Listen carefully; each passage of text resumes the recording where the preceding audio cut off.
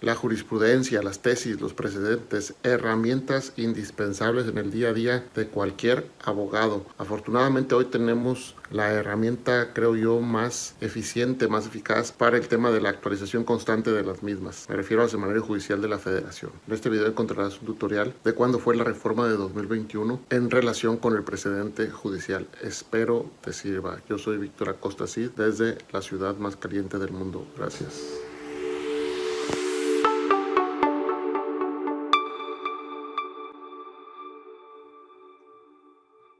¿Qué tal amigos? Espero que se encuentren bien. Bienvenidos de regreso a una emisión más aquí en Sistema Penal Acusatorio y Oral Capacitación Puebla. Y es de enorme gusto estar aquí con todos ustedes. Muchísimas gracias. Y bueno, pues como ustedes ya saben, estamos en una emisión. Muchísimas gracias a todos los que ya se están conectando en los diferentes estados de la República Mexicana. Amigos, países de habla hispana, muchísimas gracias a todos ustedes. Y tenemos aquí conectados a Eduardo García, a Sam también, Evangelista Nápoles, tenemos aquí a Mag Bar también, buenas noches, bienvenida. Alfredo Cancino desde Tuxtla Gutiérrez, Chiapas, bienvenido. Jonathan Padilla, hola, ¿qué tal? ¿Cómo te encuentras de Chimalhuacán, Estado de México? Mario Romero, muy buenas noches. Sandra Rodríguez, desde Jalapa, Veracruz, muchísimas gracias. Oscar Morales de Baja California, Toño Ibarra, hola, ¿qué tal? Saludos al ponente, al licenciado Eric, muchísimas gracias a ti por estar aquí en el día de hoy en este en vivo, en una transmisión muy especial. Y bueno, como ustedes ya saben, gracias a todos los que ya están compartiendo la sesión del día de hoy, es la forma en la que nos ayudan a estar aquí con estas actividades académicas de aprendizaje, sobre todo con novedades jurídicas. Y bueno, como ustedes ya saben, el desarrollo de la sesión, si ustedes tienen alguna duda, algún comentario que quieran realizar a través de, lo pueden hacer en la barra de los comentarios o pueden enviar su pregunta a los grupos jurídicos que tenemos. Le vamos a hacer llegar esa pregunta al ponente, al expositor. Y pues bueno, ahí vamos a estar al pendiente de sus dudas y comentarios que las vamos a poder ir planteando.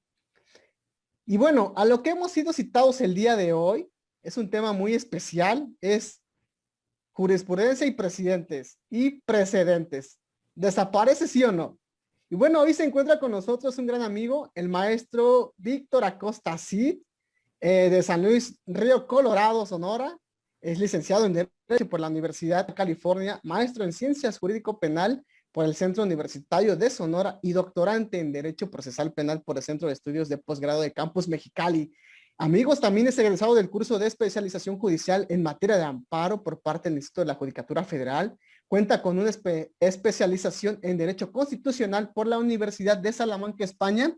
Además, también es egresado del curso de contrainterrogatorio avanzado por el Institute for Criminal Defense Advocacy de California Western School of Law en San Diego, California. Y además es abogado postulante. Amigo, maestro Víctor Acosta Cid, un tema muy relevante que ha causado mucha polémica en estos días, jurisprudencia y precedentes. ¿Desaparece sí o no?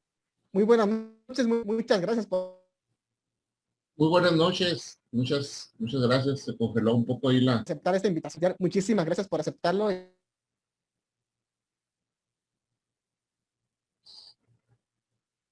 Buenas noches, maestro Eric Vázquez. Es un gustazo estar aquí. Se congeló un poco su pantalla, no sé si yo sí continúo en el aire y creo yo que sí. Es un gustazo estar aquí en la página de Derecho Puebla. Yo ya había comentado aquí al maestro Eric Vázquez que también soy seguidor asiduo de la página y excelentes temas los que se han tocado aquí.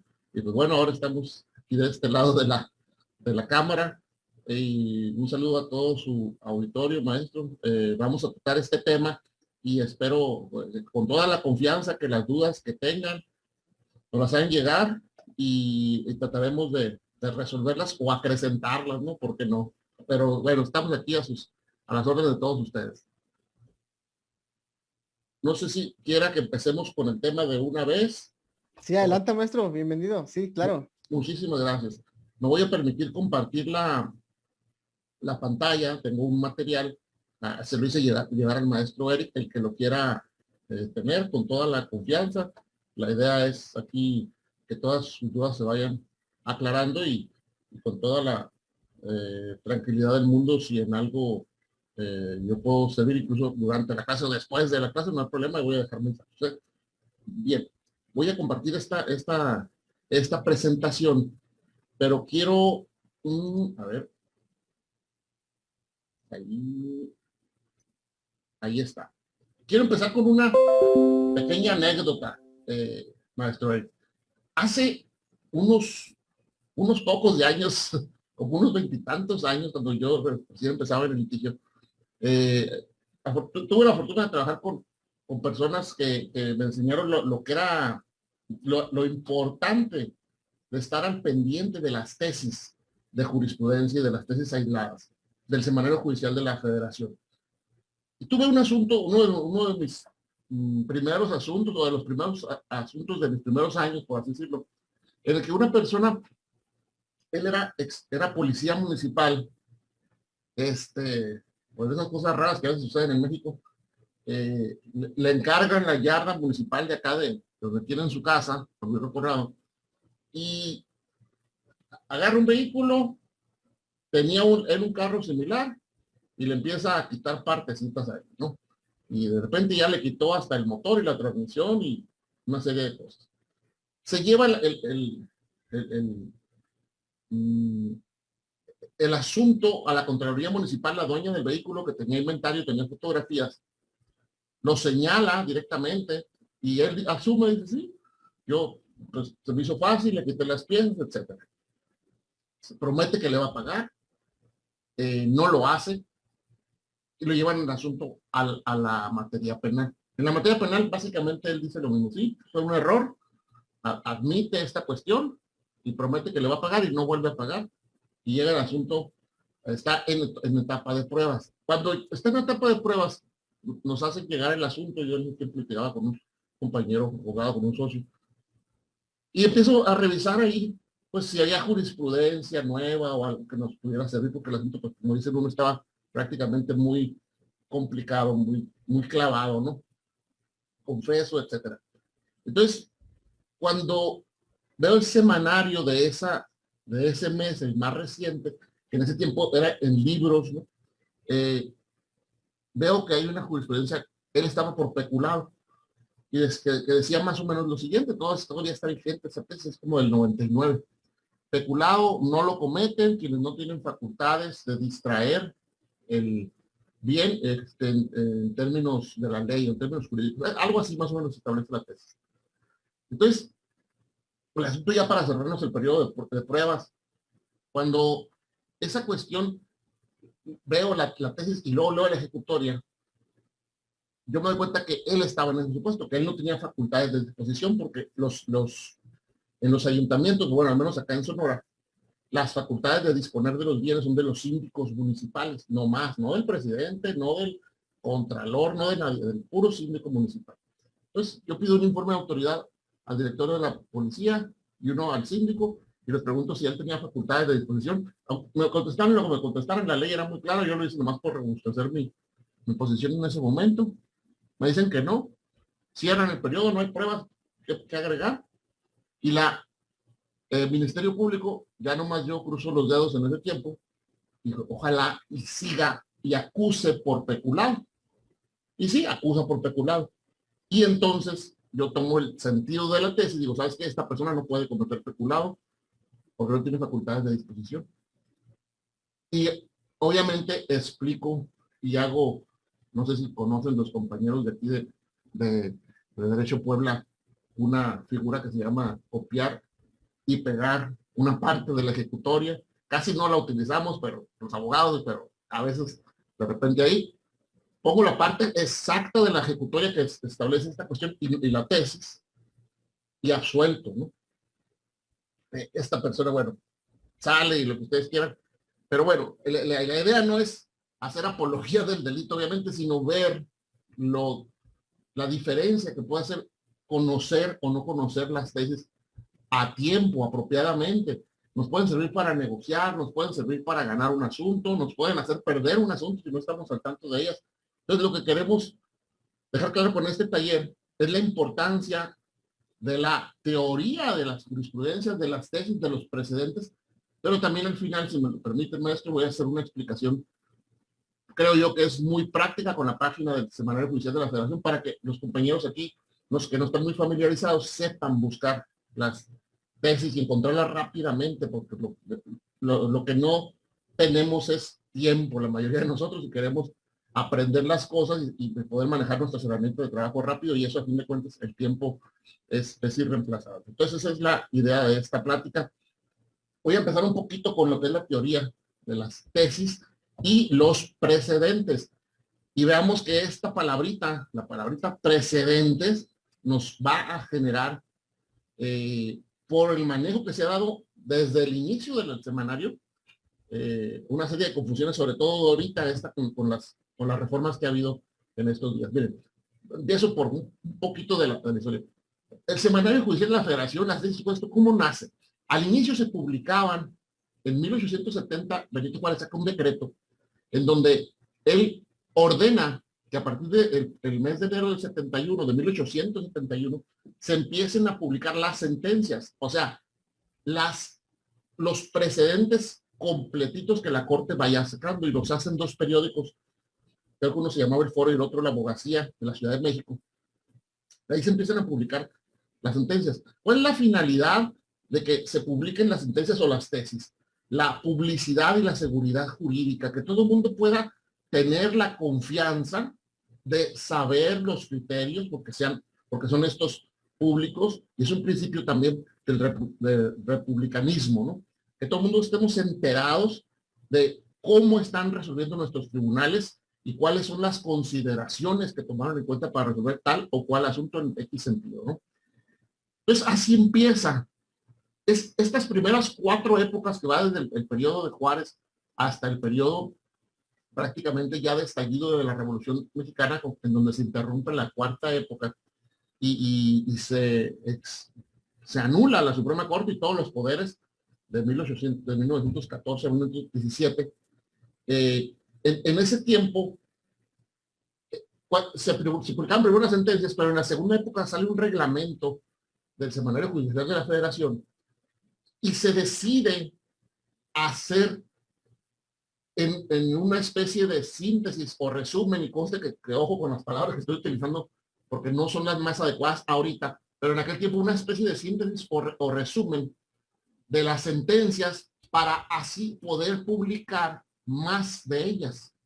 Y ya se empieza a manejar una publicación propia de la Corte y empieza el asunto a volverse un poquito más organizado. Sin embargo, ya es hasta después de la Revolución Mexicana con la nueva Constitución de 1917, pues cuando ya tomamos las actuales épocas vigentes del Semanario Judicial de la Federación, que ojo, son épocas del Semanario Judicial de la Federación, no de la Suprema Corte. La Suprema Corte es una sola institución, las épocas son en relación con el semanario. Pero bueno, volviendo a ese punto, entonces vamos a irnos metiendo en materia. ¿Qué es una tesis? Y por eso decía ahorita que hay que tener cuidado con la palabra. Yo sé que a lo mejor todo el mundo la identificamos, o espero que sea así. Bueno, otra aclaración. Este curso yo, la primera vez que esta vez reciente que lo publicité, es porque bueno, aquí yo tengo el gusto de convivir con pasantes, y yo asumía que porque algunos de ellos ya estaban próximos a salir de la escuela, sabían utilizar la página del Semanario Judicial de la Federación. Y ya haciendo ahí unos ejercicios, pues me doy cuenta que algunos de ellos incluso ni conocían la página. Dije, no, esto está terrible, no puede ser. Todos los abogados tenemos por fuerza que conocer esa página y saberla, digo yo en tono así como de broma, hacerla bailar, la página del semanario, saber buscar para arriba y para abajo y para los lados la tesis que se necesita. Entonces, bueno, volviendo al punto, la tesis, ¿qué es propiamente? Y ahorita vamos a explicar también qué es el semanario. La tesis, la mejor definición la dan en este Acuerdo General 20 del 2013. No está ya vigente, pero lo retomo porque ahí definen qué es propiamente una tesis. Es una expresión escrita en forma abstracta de un criterio jurídico establecido a resolver un caso concreto. ¿Por qué menciono esta cuestión de la forma abstracta? Porque lo que se busca con la tesis es que esa publicación, ese sentido que si bien es cierto se toma de una sentencia, sea aplicable para N número de casos, vaya redactado en una forma similar a lo que son las normas jurídicas, impersonales, abstractas, que vayan dirigidas a una colectividad indeterminada. Entonces, así se hacen, con esa visión se hacen las tesis. No se hacen para que sirvan a 5 o 10 asuntos, sino para que sirvan a todos los que caigan en ese supuesto. Esa es la primera idea. Y luego aclara esa definición que se da en el acuerdo general. No es, entonces dice, un extracto, una síntesis o un resumen de la sentencia.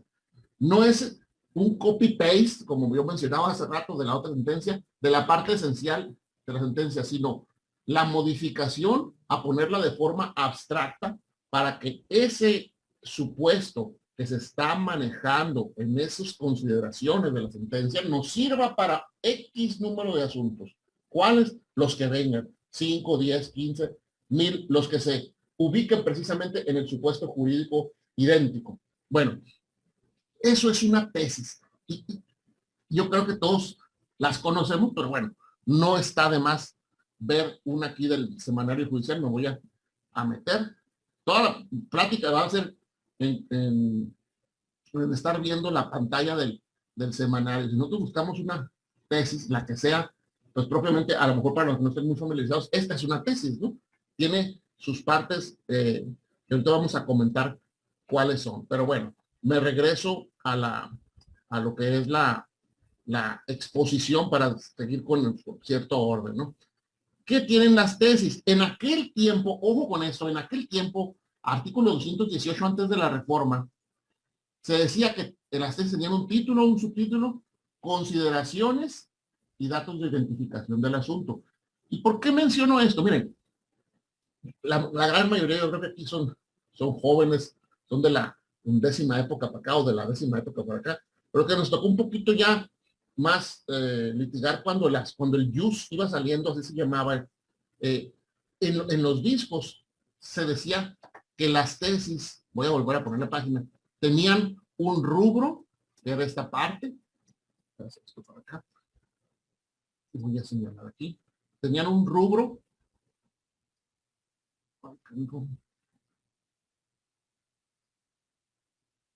que sería esto, no sé si alcanza a ver se viene ahí la pantalla, maestro, ¿sí? Que tenían, voy a cambiar aquí un poquito de color para identificarlo, un texto, que es esta parte, y tendrían las tesis, tenían unos datos, y aquí viene la primera acotación, unos datos de identificación, les llaman ahora, o datos de los asuntos, pero en ese tiempo, en el jus, se les llamaban los precedentes. Precedentes. Incluso, a ver, lo voy a poner aquí para dejarlo un poco más claro. No. Precedentes, a esta parte. ¿Por qué menciono esto? Porque miren, vamos a encontrar, dispensen ahí por la letra de niño de kinder, pero vamos a encontrar, ojo, esta cuestión de los precedentes en la reforma constitucional de ahorita, de junio 7 del 2021. Y miren, tan lo llamábamos precedentes que vean cómo está identificado aquí el tema.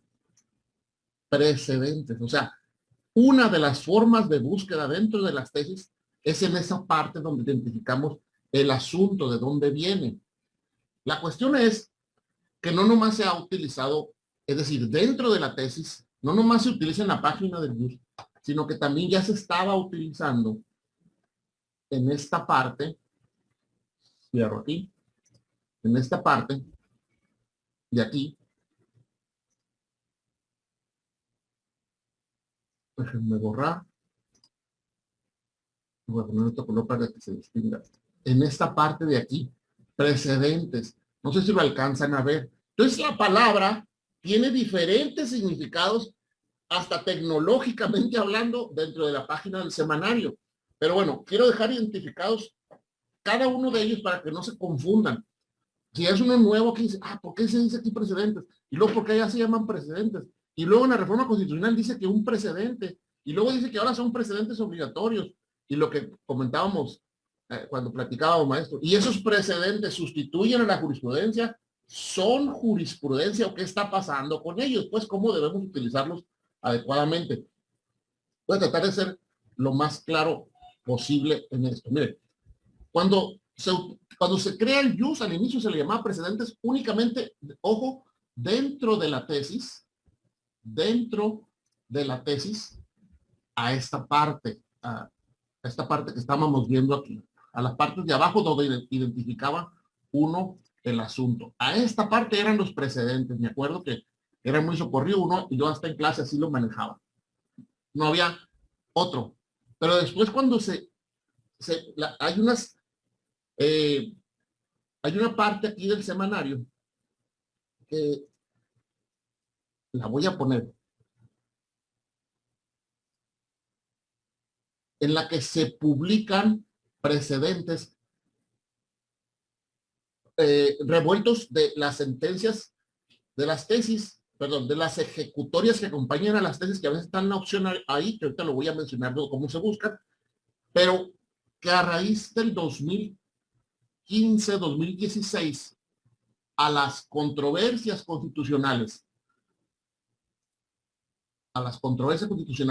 y a las acciones de inconstitucionalidad, de ambas, antes se dictaban tesis y dejan de salir las tesis y se publican únicamente las consideraciones completas, es decir, las sentencias sin quitarle ni ponerle ni una coma, completitas, y las dividen en temas las sentencias. Entonces, a esos también les empieza a llamar la Corte precedentes.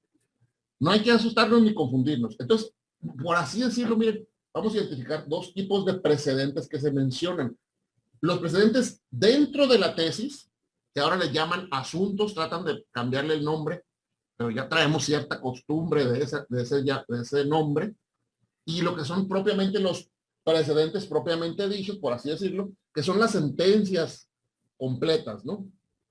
Y ahorita, con la reforma de la ley de amparo, habría un tercer tipo de precedente, que es el criterio único que se vuelve obligatorio cuando viene de la Suprema Corte y tiene una mayoría de cuando menos 8 votos. Vamos a irnos por parte para que no piensen que estoy, pero quiero dejar muy claro que ha sido una constante la utilización del vocablo precedente en diferentes ámbitos. Entonces, bueno, la tesis, volviendo al tema que estábamos mencionando, es una expresión escrita en forma abstracta de un asunto aplicado concretamente y que ese nos puede servir para resolver otros asuntos. Las formas que ahora tiene la tesis pareciera, sí son diferentes en algunos sentidos, pero en otros siguen siendo igual o nos dejan lo que ya teníamos. Miren, mencionaba que se llamaba antes rubro y luego un tiempo le pusieron título y subtítulo. Voy a identificarlas para que no se confundan, porque aparte ese conocimiento nos va a servir en la cuestión práctica. Déjenles, digo, cómo se identifica. Es muy, muy, muy sencillo. No hay nada de qué asustarse. Voy a agarrar una tesis viejita y luego una nueva. Cualquiera, esto aplica para todas. El rubro, yo les comenté que al inicio era esto. Era esta cuestión. Eso sigue siendo el rubro, incluso ahorita en la del 2018 así dice. ¿Qué pasó en el Inter? La Corte después dijo, bueno, ya no le vamos a llamar rubro, como que vienen oleadas, ¿no? Sino que a esta parte le vamos a llamar, a esta primera parte, que ponen un punto, título. Y a esta otra parte, pues lo que ponemos, voy a poner una línea porque continúa acá abajo. A esta otra parte le vamos a llamar subtítulo. Entonces, miren, voy a poner con rojo esto. Esto es el subtítulo, lo que está con rojo.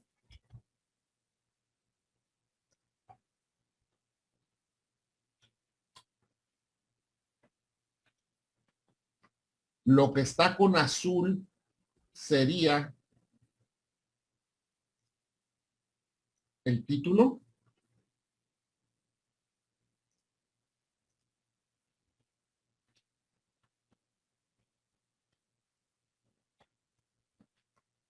Y conjuntamente, lo que estaría con verde es el rubro.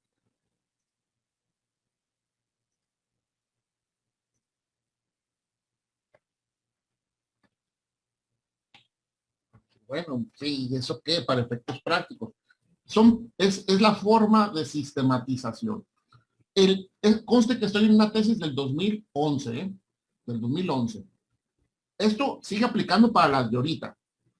El rubro se compone por subtítulo y título. Aunque materialmente, o aunque nominativamente la Corte le ha cambiado, pero todas siguen teniendo esta misma estructura. Me voy a la tesis del 2021. Ahí ya le cambiaron unas cuestiones porque la ley así lo estableció. Déjenme irme a una de ellas, a una de las más recientes. Ustedes ya identificarán que actualmente, no hay una que ya esté publicada en el semanario, que actualmente ya les ponen el rubro del título está igual, ¿eh? Pero ahora las dividieron en el contenido, en lo que antes era el texto, en el contenido, le pusieron estas diferencias. Esto sí lo voy a hacer de un solo correo, al cabo están separados. Le pusieron los hechos. Le pusieron los hechos. Le pusieron el criterio jurídico. Y le pusieron la justificación. O sea, lo dividieron para hacerlo un poquito más claro el texto y entender mejor las consideraciones y el supuesto de dónde se derivan, ¿sí? Entonces, pero a fin de cuentas, todo esto sigue siendo el cuerpo o el texto de la tesis, ¿no? Las tesis provienen a su vez de ejecutorias, es decir, a los que están más jóvenes seguramente les tocó en la licenciatura decir, ¿qué es la jurisprudencia? 5 ejecutorias en el mismo sentido, sin ninguna en contrario, etcétera. Nos daban ahí la definición y a nosotros, mejor con lo que decía Maynes, para aprendértela y abusado, creo que supieras el tema de lo que era la jurisprudencia, ¿no? ¿Dónde están las ejecutorias? Esta no es por reiteración. Voy a poner una por reiteración para que todo el mundo entienda a qué nos referíamos en esa cuestión. A ver si encuentro una aquí por reiteración. Yo sé que muchos a lo mejor ya saben esto y dicen, pues eso yo ya me lo sé. Quiero explicarlo para que veamos ahorita el cambio con la situación actual. Voy a buscarme acá una de la octava época. Aquí hay una por reiteración. ¿Qué eran las mentadas 5 ejecutorias? Permítanme rayar con mi letra fea esta cuestión, ¿eh? Era propiamente esto. ¿De dónde? Los asuntos de dónde venían. 1, 2. Estas eran las mentadas 5 ejecutorias en el mismo sentido, sin ninguna en contrario, ¿no? 1, 2, 3, 4, 5. Así se integraba una tesis de jurisprudencia por reiteración de la Corte, voy adelantando, de la Corte ahorita 2021 ya no van a existir, de la Corte. Siguen existiendo estas para los casos de los tribunales colegiados de circuito. Para los tribunales colegiados de circuito sí van a seguir existiendo, ¿sí? Adelanto esto ya de lo que es el tema actual. Pero bueno, entonces estas eran las 5 ejecutorias en el mismo sentido, sin ninguna en contrario que nos decían. Después del 2013 le agregaron que tenían que ser además en sesiones posteriores. Y había un requisito que casi nadie nos mencionaba. tenía que tener cierto número de votación, las del pleno 8 votos, cada uno de los asuntos, las de las salas 4 votos y las de los colegiados por unanimidad. Esos requisitos a veces no nos los pasábamos por alto y podía, si no manejábamos esa teoría, podía dar lugar a equívocos. Ahorita voy a explicar así con casos prácticos a qué me refiero. Pero fíjense que dentro de toda esta tesis, que ya sabemos ahora sí, que es el rubro, el texto y los precedentes o los asuntos de donde se derivaban, porque ahora ya no es conveniente llamarle precedentes porque nos podemos confundir. Fíjense que aquí esta letra P, como dice, precedentes asociados, ¿sí? Se refiere a las sentencias. Yo le pico aquí, sale la sentencia de la que se deriva esta tesis y la podemos ver. Yo creo que a lo mejor todos lo sabemos. Entonces, la Corte en el manejo actual del precedente deja, por así decirlo, y deja entre comillas, de referirse a, deja de referirse al menos en apariencia, a lo que es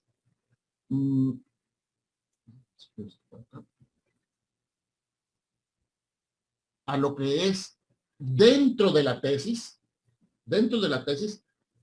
los asuntos de los que deriva, y como que se está empezando a referir a las sentencias de las que derivan la tesis o la sentencia en sí que publica para los casos de las controversias constitucionales y las acciones de inconstitucionalidad. Entonces, no sé si más o menos hasta ahí voy siendo claro con esta cuestión. El manejo del vocablo precedente se ha utilizado para varias cuestiones relacionadas con las tesis y las sentencias, para la identificación de los asuntos en los que viene en esta parte del semanario o en esta parte del semanario, y se está utilizando actualmente en el artículo 218, si no me equivoco, de la ley de amparo que ahorita vamos a leer. Entonces, quiero de entrada dejar claro que no ha sido un solo uso el que se le ha dado a la palabra precedente, ¿no? Bueno, entonces esa es la primera cuestión que quiero dejar bien claro. Aquí está el artículo 218 que mencionaba. ¿Qué nos dice el artículo 218? Miren, me voy un poquito a ya sabemos que el JUS y luego se convierte en la página semanario y salen discos y sale la página de internet y una serie de cosas. Pero en el año 2013 empieza 2011 empieza la 10ª época, la anterior a la que estamos. Y en el año 2021, en 1 de mayo, si no me equivoco, empieza la 11ª época. Viene la reforma constitucional el 11 de marzo de 2021. Luego viene el Acuerdo General 1/2021, que es de fecha 8 de abril del 2021, en donde se menciona que se inicia la 11ª época a partir del 1 de mayo. Y luego viene la reforma a la ley de amparo, en ese orden, así escalonado. La reforma de la ley de amparo es del día 7 de junio del 2021. ¿Por qué menciono esto? Este artículo 218 menciona ya ley de amparo reformada que dice cuando la Suprema Corte de Justicia de la Nación, los plenos regionales o los tribunales colegiados de circuito establezcan un criterio relevante, se elaborará la tesis respectiva. Entonces, aquí viene la primera de las respuestas. Van a del pleno de la Corte, miren, de los colegiados y de los plenos de circuito que ahora se van a convertir, bueno, más bien, o que ahora vamos a pasar a la nueva figura que son los plenos regionales. En esos ni hay duda. En los colegiados y plenos regionales o plenos de circuito, en lo que aparecen estos, sigue habiendo tesis, sin lugar a dudas. Mi pregunta, y la pregunta creo de muchos es, bueno, pero ¿qué va a pasar ahora con la Corte? ¿La Corte va a seguir sacando tesis o va a publicar la sentencia completa? Yo cuando fue la reforma dije, oye, pues va a estar bien la cosa, porque van a sacar las sentencias íntegras y nos va a obligar a todos a leerlas y nos va a obligar a todos como operadores jurídicos, incluso a los jueces, a entender mejor el sentido de las resoluciones que tomaba la Corte, porque leías todas las consideraciones y no únicamente la manifestación expresa en forma abstracta como lo definen, es decir, no nomás la tesis, no nos lo daban digerido, pues no nos lo iban a dar digerido, sino lo iban a dar el texto completo y de ahí uno sacar sus propias conclusiones. Pero no fue así, como que hubo un periodo de tiempo en que lo estuvieron meditando, yo digo porque por la forma en que sacan la reforma constitucional, luego el acuerdo y luego la ley de amparo, porque en la ley de amparo retoman el asunto y dicen, no, espérate, sí vamos a seguir sacando tesis, aunque lo que importa o lo que varía en esta ocasión es que ahora hay un precedente obligatorio y ese precedente obligatorio es una de las formas de hacer jurisprudencia. Ya no hay test, ya no hay jurisprudencia por reiteración para la Corte, ya no se necesita. Se necesita un solo asunto con una votación de 8 votos si es pleno, de 4 si es sala. Y con eso se logra que el asunto sea un precedente obligatorio. Menciono esto porque el artículo 218 lo dice muy claramente y el acuerdo también lo menciona. Ahorita lo vamos a leer. Pero este 218, ¿qué dice? Se elaborará la tesis respectiva en la que se recojan las razones de la decisión. Esto es, los hechos relevantes, la partecita inicial del texto de la tesis, el criterio jurídico que se resuelve, que resuelve el problema abordado en la sentencia y una síntesis de la justificación expuesta por el tribunal para adoptar ese criterio. ¿Qué es esto? El actual contenido de la tesis. ¿Se acuerdan? Estos puntos son los que señalaba ahorita en verde ahí en la tesis que les dije. La tesis moderna tiene esta estructura. Tiene rubro, tiene una narración de hechos, criterio jurídico y la justificación. Y al final, fíjense cómo en la ley, ¿qué nombre le dan? Datos de identificación. Datos de identificación. Pero históricamente estos datos de identificación le habíamos llamado precedentes.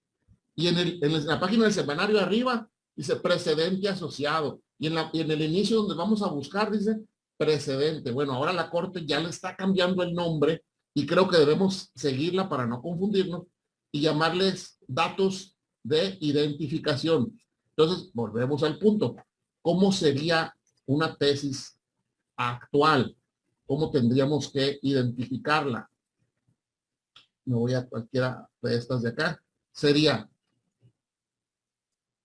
rubro. Aquí son los hechos indispensables para conocer el asunto. Esta parte. Aquí sería el criterio jurídico. Luego vendría la justificación. Acá. Y acá, como decía, datos de identificación. Que antes, tesis anteriores le llamaban precedentes. Pero no desaparece, no desaparece el término que les decía que cuando está publicada la ejecutoria está en esta parte de aquí. Entonces, si mi mouse sí lo alcanzan a ver, ¿sí? En esta parte de aquí aparecería precedente asociado y tan no desaparece, pues que acá sigue diciendo, ¿no? Precedentes.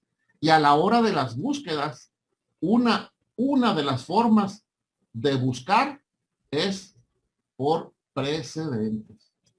Entonces, o sea que hay que saber eso para no confundirnos. En el lenguaje normativo actual, a raíz de la reforma constitucional, del acuerdo y de la ley de amparo, el precedente es una de las formas de hacer jurisprudencia que se basa en una decisión del Pleno. Pero ya existía la mención o el uso del lenguaje del concepto precedente para muchos más efectos en lo que son las tesis y los antecedentes de las tesis de la Corte, ¿no? Bien, no sé si hasta aquí vaya alguna duda, maestro Eric, o algo quieran comentar, y si no, pues les sigo, como ustedes me digan. Vamos a ir viendo cuestiones más concretas. Los precedentes dentro de la tesis, entonces, era la parte esta de abajo donde se identificaban los asuntos, que a partir de ahora, dice Corte se van a llamar, artículo 218 de la ley de amparo, datos de identificación. Oye, pero antes se les llamaba precedentes. Tú no la hagas de tos y ahora llama los datos de identificación porque nos vamos a revolver, casi dijeron, ¿no? Cámbiales el nombre. Oye, pero históricamente le hemos llamado precedentes a esa parte de abajo.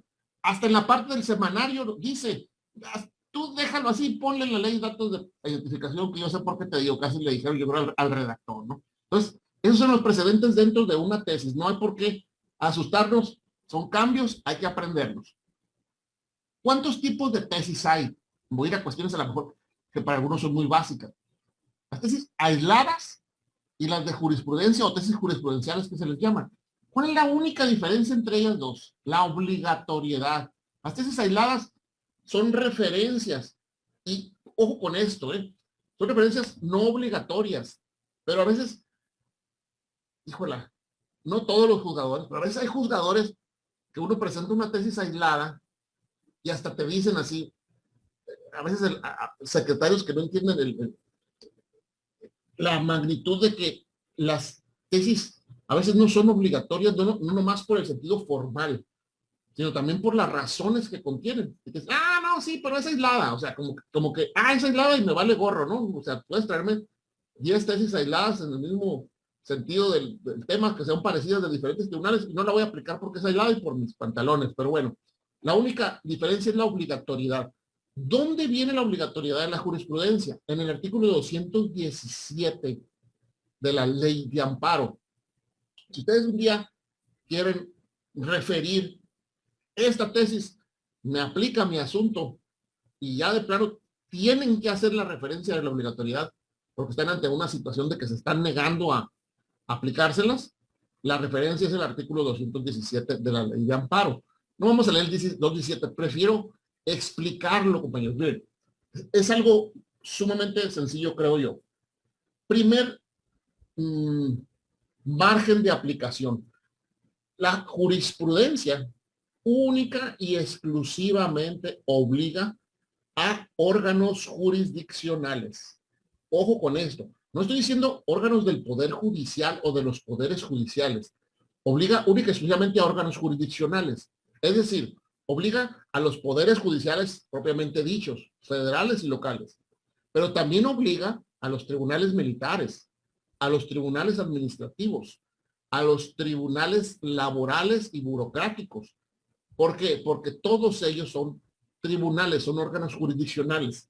Vean que nuestro artículo 17 constitucional, cuando habla del acceso a la justicia y el derecho a la jurisdicción, no dice órganos judiciales, dice tribunales.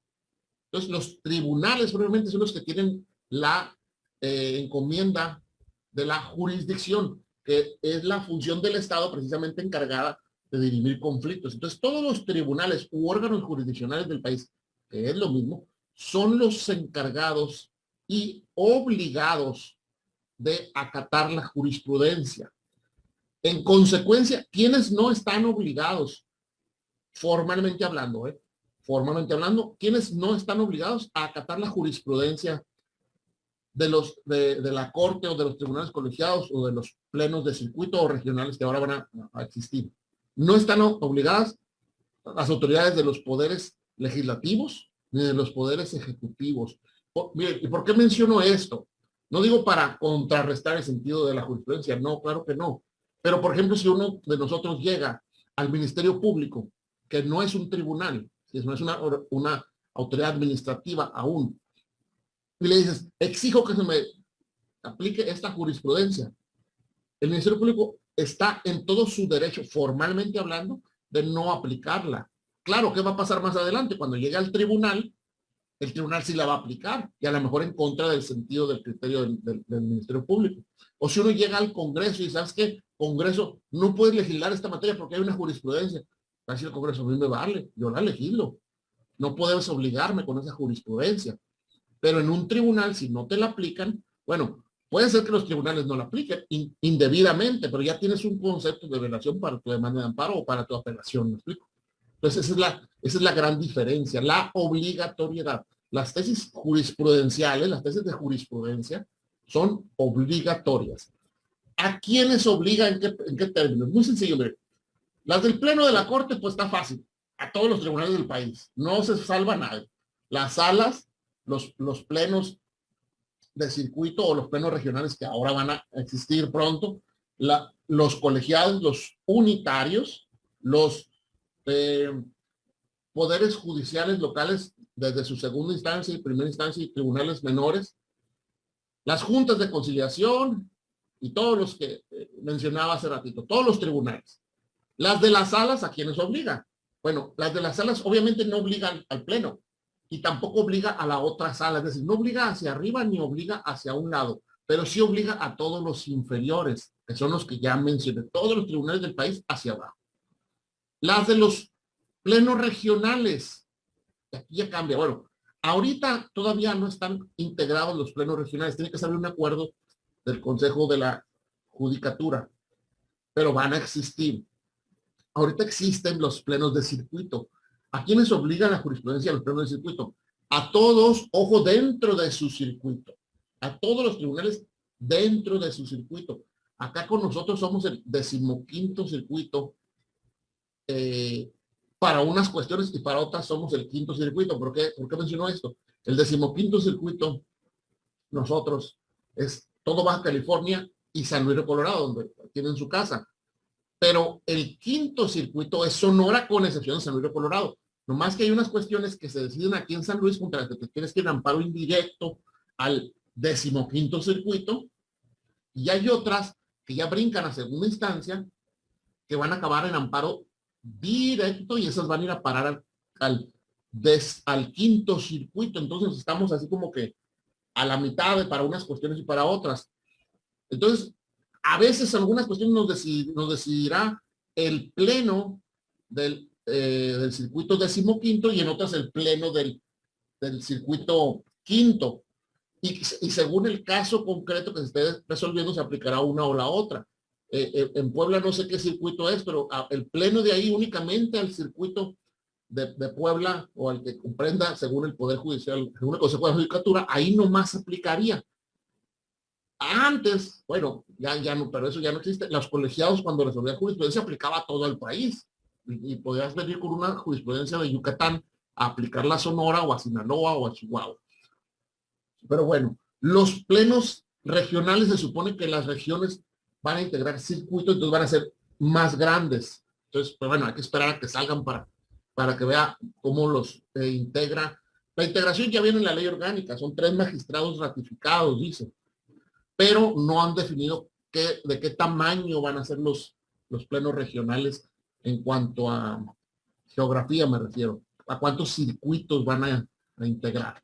Bueno, entonces, así es la obligatoriedad. Entonces, esas son de los plenos de circuito. La de los colegiados, ¿a quiénes obliga?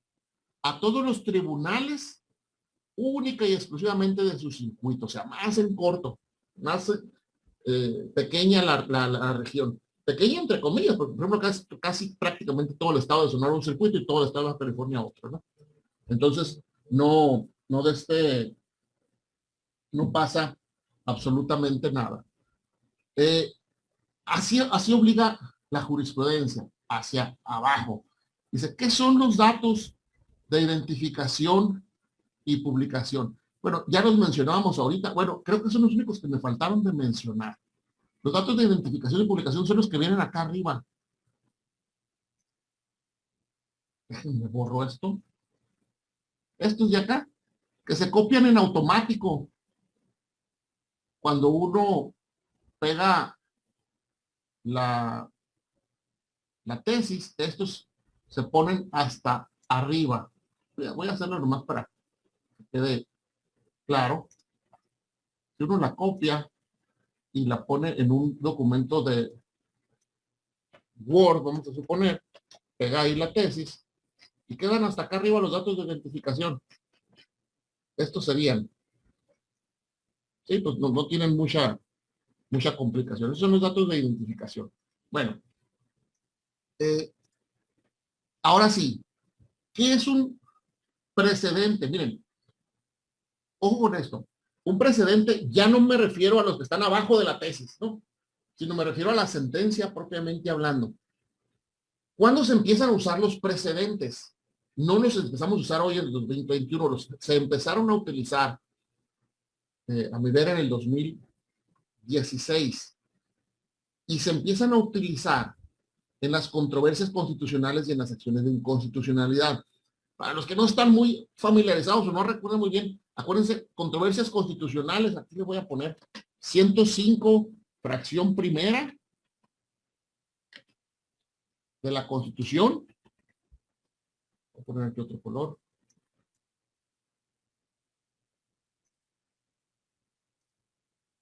Y acciones de inconstitucionalidad, 105, fracción segunda. Las acciones, las controversias constitucionales y las acciones de inconstitucionalidad, no es el caso de explicarlas ahorita, son mecanismos para resolver conflictos principalmente entre autoridades o entidades públicas. Unas contra cualquier acto de la controversia y la acción de inconstitucionalidad propiamente contra normas de carácter general. Y tienen ciertas reglas, pero ojo, miren, a ver si encuentro ya aquí lo que les quiero mostrar. Cuando era el año 2015 más o menos, fíjense que acá más abajo puse las últimas. Bueno, voy a buscarle aquí cómo se manejaban. Si ustedes buscaban ojo con esto, si ustedes buscaban una tesis, voy a quitar estas que son las más recientes. Una tesis de controversia constitucional, forma de integración de criterios.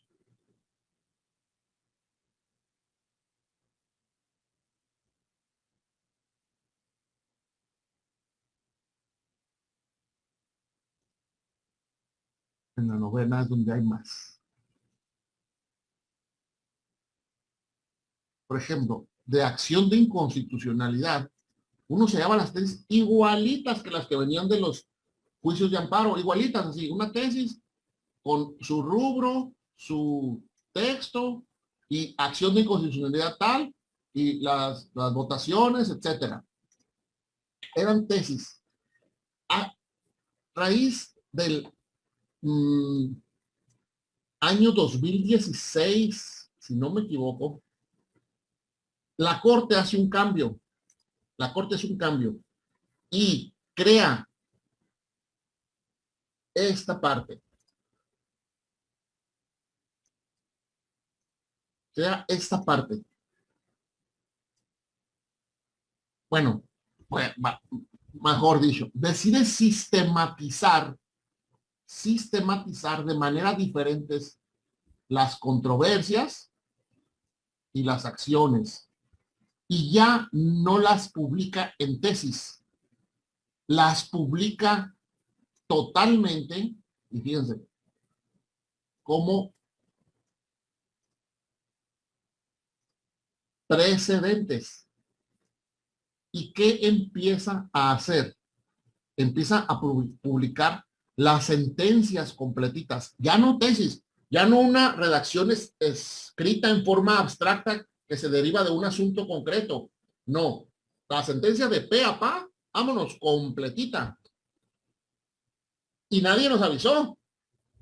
Y les digo porque yo ya manejaba bien el JUS y las páginas del semanario, y un día que fui a un curso de la Corte, precisamente, cuando viene la persona que explica esto y que trabaja ahí en la Corte haciendo esta cuestión, nos dice, yo le pregunto, oiga, ¿y eso no lo publicitaron en ningún lado? No salen, no, fue una decisión que se empezó a cambiar ahí, se empezó a establecer, hubo acuerdos internos, pero así de publicitar. Bueno, ahora las controversias, no.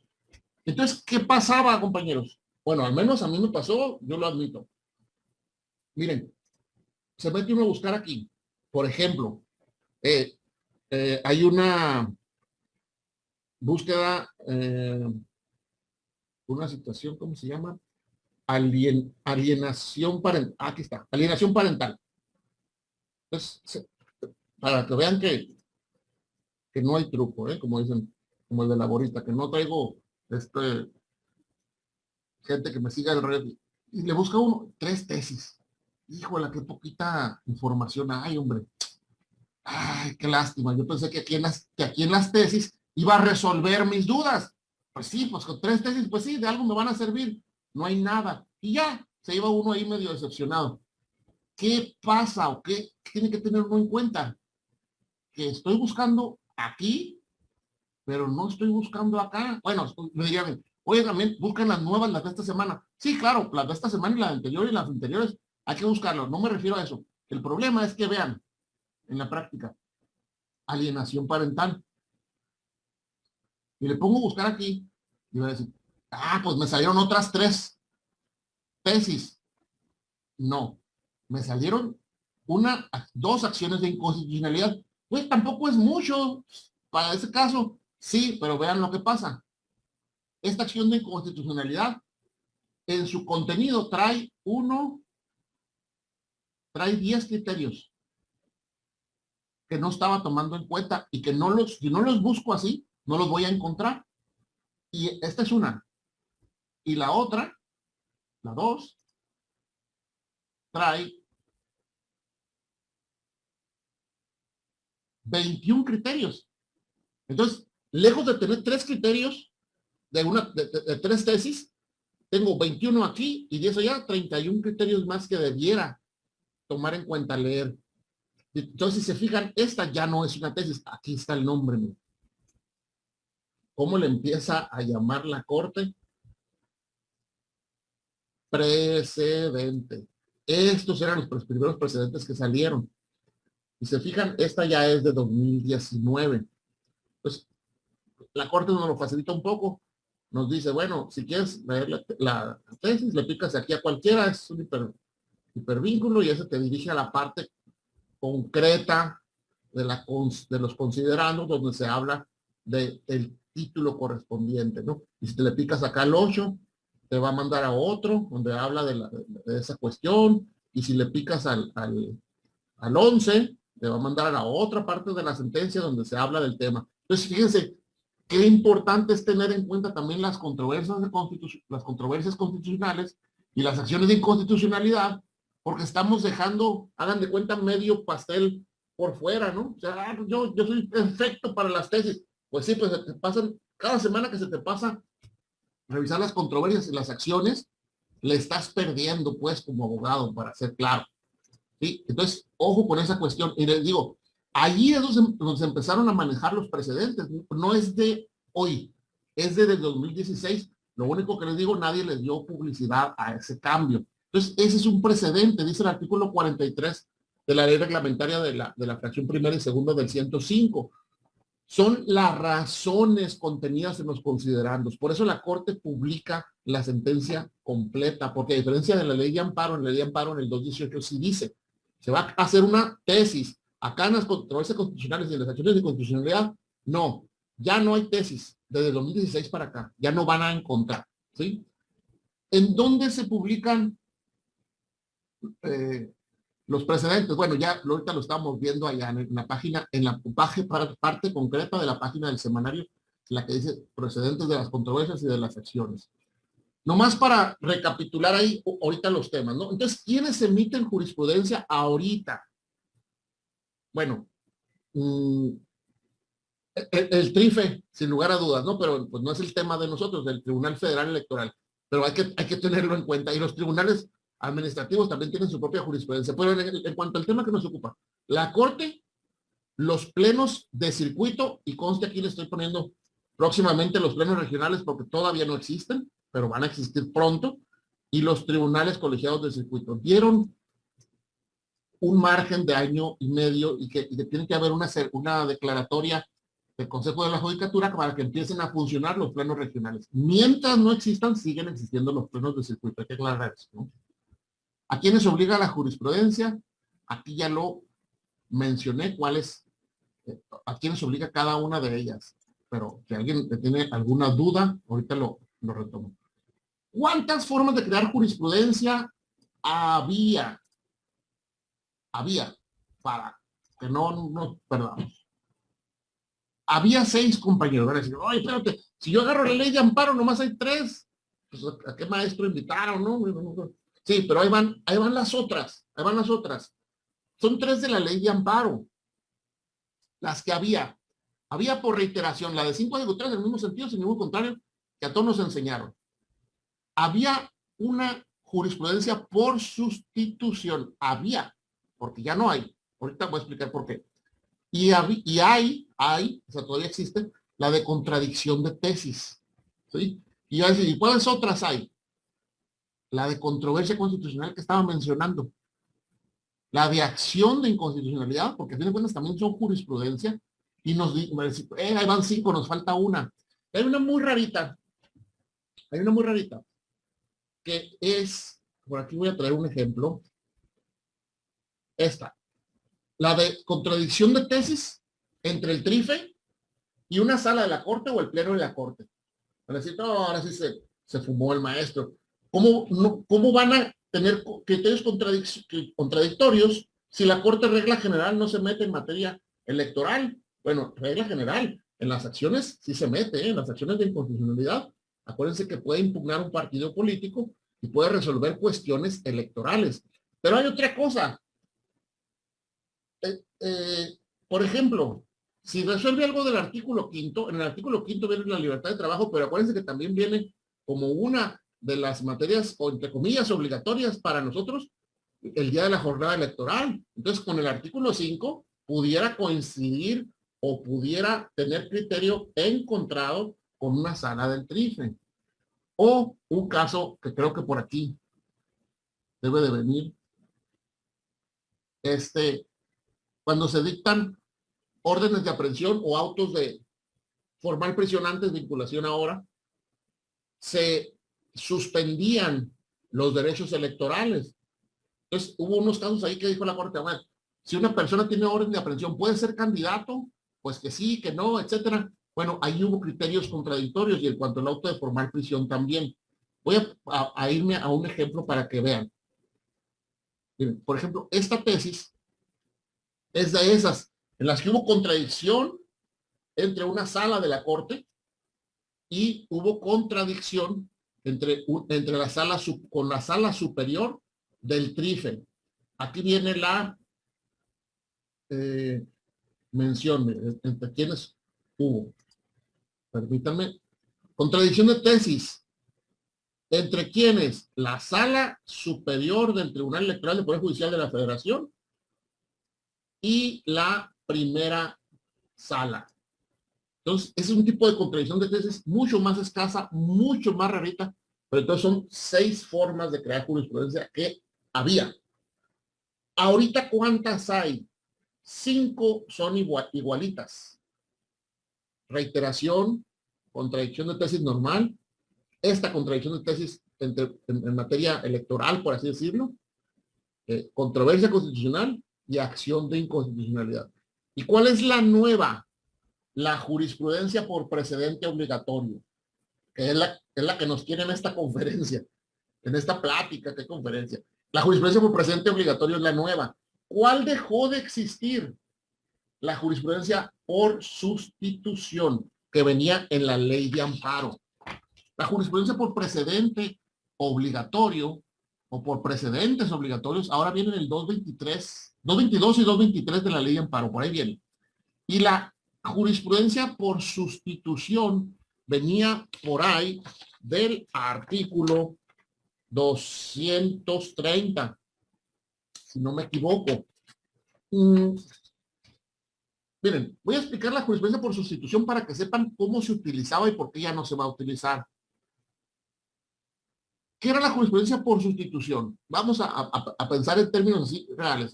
La Corte no resuelve más que los asuntos que considera relevantes o de importancia y trascendencia nacional.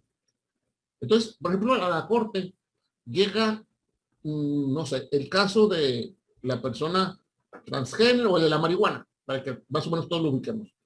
Entonces la Corte lo resuelve. Ahora sienta jurisprudencia. ¿Y qué hace una vez que sienta jurisprudencia? La Corte ya no toma más asuntos de eso, o sea, no toma un 6º asunto. Y ahí para adelante los colegiados son los que los van a resolver. Entonces vamos a suponer que pasan 5 o 10 años, o 15, o 1, no sé, la sociedad avanza bastante y un colegiado se da cuenta que la jurisprudencia de la Corte, aquella que fue tan novedosa en el 2018 o 17, no recuerdo qué año fue esa tesis, ya en el 2025 un colegiado se da cuenta que esa tesis no está a la altura de las expectativas de la sociedad, no resuelve los problemas que resolvía en el 2017, se quedó atrás, vaya pues. ¿Cómo se va a modificar, cómo se va a interrumpir esa jurisprudencia si no puede llegar a la Corte ya? Y los colegiados nomás pueden acatarla. Entonces la sustitución era para eso. Oye, yo colegiado te digo, Corte, mira, lo que está pasando con esa tesis, tómala de nuevo y valórala a ver si la modificas o no. Puede ser que la Corte diga, no, sigue. Pero puede ser que la tome y diga, una nueva interpretación lleva a esta Corte a reflexionar esto y esto y esto, etcétera, e interrumpe la jurisprudencia.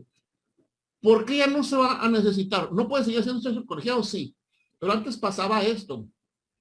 Antes pasaba que si llegaba a la jurisprudencia, esa que pedían se sustituyera, y se votaba en la Corte por 8 votos en el Pleno, o en las salas por 4, eso que era jurisprudencia se sustituía por otra jurisprudencia, si tenía esa votación. Es decir, entraba una jurisprudencia y salía otra jurisprudencia. ¿Qué pasaba si no tenía la votación?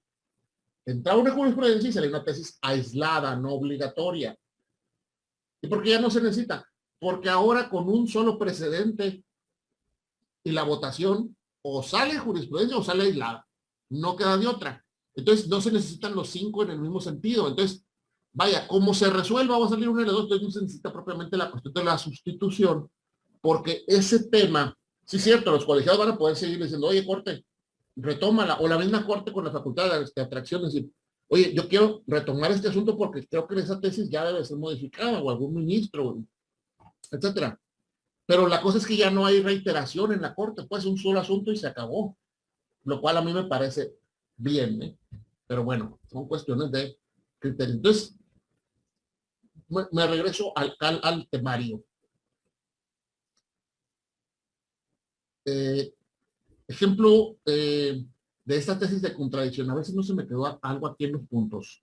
Las formas ya las mencioné. Bueno, no sé si todos ubican las de reiteración, ya las mencionaba ahorita. Ven en el artículo 224. 5 ejecutores en el mismo sentido, sin ningún en contrario. Y ojo, porque en la ley de amparo del 2013 se puso un requisito más, en sesiones diferentes. Tienen que ser votados en sesiones diferentes. Sesiones diferentes no necesitan ser 5 sesiones, puede ser 2 o más. Yo me acuerdo que yo las veces que me tocó ir a la Corte a ver las resoluciones de algunos asuntos, yo decía, bueno, van a tener que pasar 5 reuniones para que se vaya haciendo un precedente y luego otro y luego otro y luego otro. No, iluso. O sea, agarran los asuntos, los acomodan, entiendo por la carga de trabajo que así tiene que ser. Y luego dicen, con el proyecto del asunto, no sé, 1, 2, 3, relativo al tema X. Pues no, a favor, ¿quiénes? No, pues fulanos y tal, y en contra, ¿quién? X. Ok. Y al siguiente día, o en la siguiente sesión, nomás le ponían el asunto o los asuntos que faltaban. Por el tema X, o sea, el que era idéntico al de la sesión pasada. Tal y tal. No, pues a favor y en contra, el mismo sentido de la votación. Entonces, en 2 sesiones pegaditas, se resolvían 5 asuntos en el mismo sentido, sin ninguno en contrario, se creaba jurisprudencia y vámonos, se delegaba a los colegiados. Eso es lo que en realidad pasaba. Ya no existe esta jurisprudencia por reintegración, ojo, para la Corte. Sigue existiendo para los tribunales colegiados de circuito. ¿Cuáles son los requisitos para los tribunales colegiados de circuito? Sí, 5 ejecutorias, sí, en el mismo sentido, sin ninguna en contrario, sí. Por mayoría, tienen que ser votados por unanimidad, todos los 5 asuntos, y tienen que ser de diferentes sesiones. Así son, según el texto del artículo 224. Igual las tesis van a venir con el mismo contenido o el contenido similar de lo que habíamos mencionado ahorita. La jurisprudencia por contradicción de tesis, creo yo, Ahora, contradicción de criterios, ya lo sabemos, un criterio A es tomado por el tribunal 1, un criterio B es tomado por el tribunal 2, se van al pleno de circuito o después se van a ir al pleno regional, o si son los plenos regionales se irían a las salas, o si son colegiados de diferentes circuitos se tendrían que no estar en la misma región, van a tenerse que ir a las salas, o si son las salas al pleno de la corte, y lo que se resuelva en esta contradicción de criterios sale jurisprudencia. Y aquí tengo que mencionar algo. Aquí tengo que explicar una cosa. Miren, las tesis por contradicción no requieren mayoría calificada, no requieren 8 votos en el pleno, no requieren 4 votos en la sala y no requieren en los plenos de circuito votación calificada. Es decir, con la votación que salgan, pueden salir 6 contra 5 en el pleno, se vuelven jurisprudencia. Pero ojo, hay cuestiones, hay tesis de contradicción de criterios, perdón, que no son obligatorias. Pues qué fumó el maestro, no que está diciendo que todas como salgan con las votaciones y que no sé qué. No, miren, ahí va. Y son más frecuentes de lo que uno piensa. Miren, esta, por ejemplo, contradicción de tesis, sí, aquí está. ¿Y es jurisprudencia? No, es aislada. ¿Y por qué es aislada? Ojo, porque cuando una contradicción de tesis no resuelve el fondo, no resuelve el tema principal, puede ser que se emitan 1, 2, 3 tesis anexas y todas esas van a ser tesis aisladas. A ver si se trata de clarificar. Este asunto, ni sé de qué se trata, ¿no? Porque es una tesis al azar. Sistema procesal acusatorio y oral. Se sustenta en el principio de contradicción. A lo mejor el tema principal del asunto por el que llegó a la corte, no sé, era el ofrecimiento de pruebas por la defensa en la averiguación previa o en la carpeta de investigación. A lo mejor ese es el tema principal. Pero para resolver ese tema principal, tuvieron que meterse a el sistema, al principio de contradicción, tuvieron que meterse a la historia de las pruebas, tuvieron que meterse a la comparación con el sistema anterior. Bueno, y de cada uno de esos 3 temas periféricos, esos 3 temas que no eran el principal, que no eran el fondo del asunto, sacaron 3 tesis. Esas 3 tesis que resuelven cuestiones periféricas, como no están resolviendo una contradicción en ese punto, no son jurisprudencia, son tesis aisladas.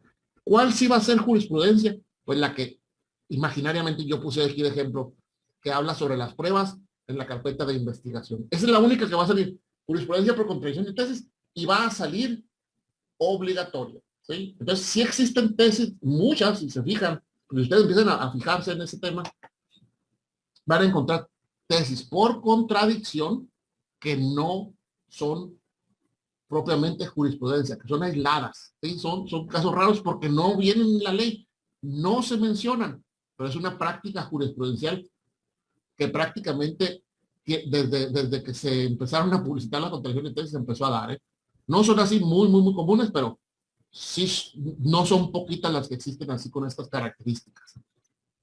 Bien. Esta parte ya la mencioné, que es la contradicción de tesis entre el TENIFE y una de las salas. Miren, las de las controversias constitucionales. Hace ratito mencionaba yo esta cuestión. Ahora el texto del 105 constitucional viene así. Las controversias constitucionales se resuelven en la Suprema Corte, ¿no? Y en la parte, este párrafo es el antepenúltimo del 105 fracción primera. Ojo, el 105 tiene 3 fracciones. En la fracción primera viene la controversia constitucional, en la segunda las acciones de inconstitucionalidad y en el penúltimo párrafo de la fracción primera viene este párrafo. Y estos son los requisitos. Y aquí viene que sean normas disposiciones generales en el caso de estos incisos y que haya una votación de cuando menos 8 votos. Cuando se dan estos requisitos ahí, que son los necesarios, se da una jurisprudencia. Miren, esta es del 2011. Esto era una tesis derivada de una controversia constitucional. Ahorita ya no salen. Están viendo documentos propiamente que ya no están acorde con lo que ahorita se está publicando. Esta es la controversia constitucional 94 del 2009, promovida por el municipio de San Pedro Garza, etcétera, etcétera. 11 votos, votación unánime. Si esta hubiera tenido 7 votos, mayoría de 7 votos, no hubiera sido jurisprudencia, hubiera sido tesis aislada. Como tiene los 8 votos o más, es jurisprudencia. Esto era la tesis. Ya no se publican así, se publican por precedentes, como les comentaba, compañeros.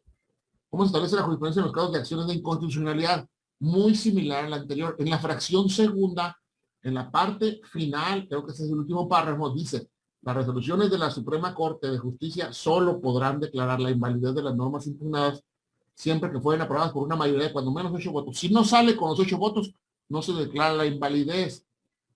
Únicamente surte efectos entre las partes, pero además, pues no tiene el efecto de ser tesis jurisprudencial.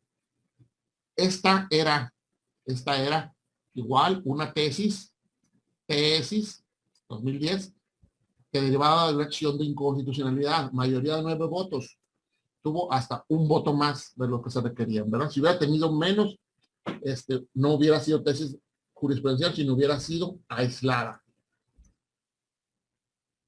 Aquí estas, si no me equivoco, como dato cultural, ahí en el material ustedes lo pueden ver. Esta, si no me equivoco, yo porque le busqué, es la última tesis de controversia constitucional que se dictó como tal, como tesis. De ahí para adelante empezaron a publicarse los precedentes completos. Bueno, puede ser que esté equivocado, pero según yo mi búsqueda, así yéndome hacia atrás en los años, esta es la última. Y se publicó en el semanario de enero del 2016. En el semanario, bueno, en la Gaceta de enero del 2016. Esta es de controversia. Creo yo que es la última de controversia. Y la de acción de inconstitucionalidad, les digo que en el 2016 aquí algo pasó. En el semanario de octubre o en la Gaceta de octubre del 2016 es esta de acción de inconstitucionalidad. Eso, según yo, son las últimas que se publicaron así. Ya ven que se ordenan cronológicamente, de ahí para adelante empiezan a aparecer, ya no aparecen tesis como tal, empiezan a aparecer los precedentes, o sea, las sentencias completas. Bueno, a ver, después del 2016 ya se publican de la manera que ahorita decíamos, aquí y el precedente completito, ¿no? Si uno se mete aquí,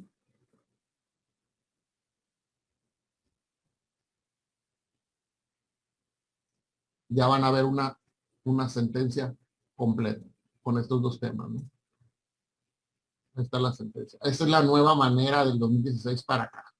Precedente. Bien. A ver. Me falta. ¿Cómo se interrumpe la jurisprudencia? Bueno, eso siempre ha sido igual. El criterio, el tribunal que la emitió, pues, cambia de parecer.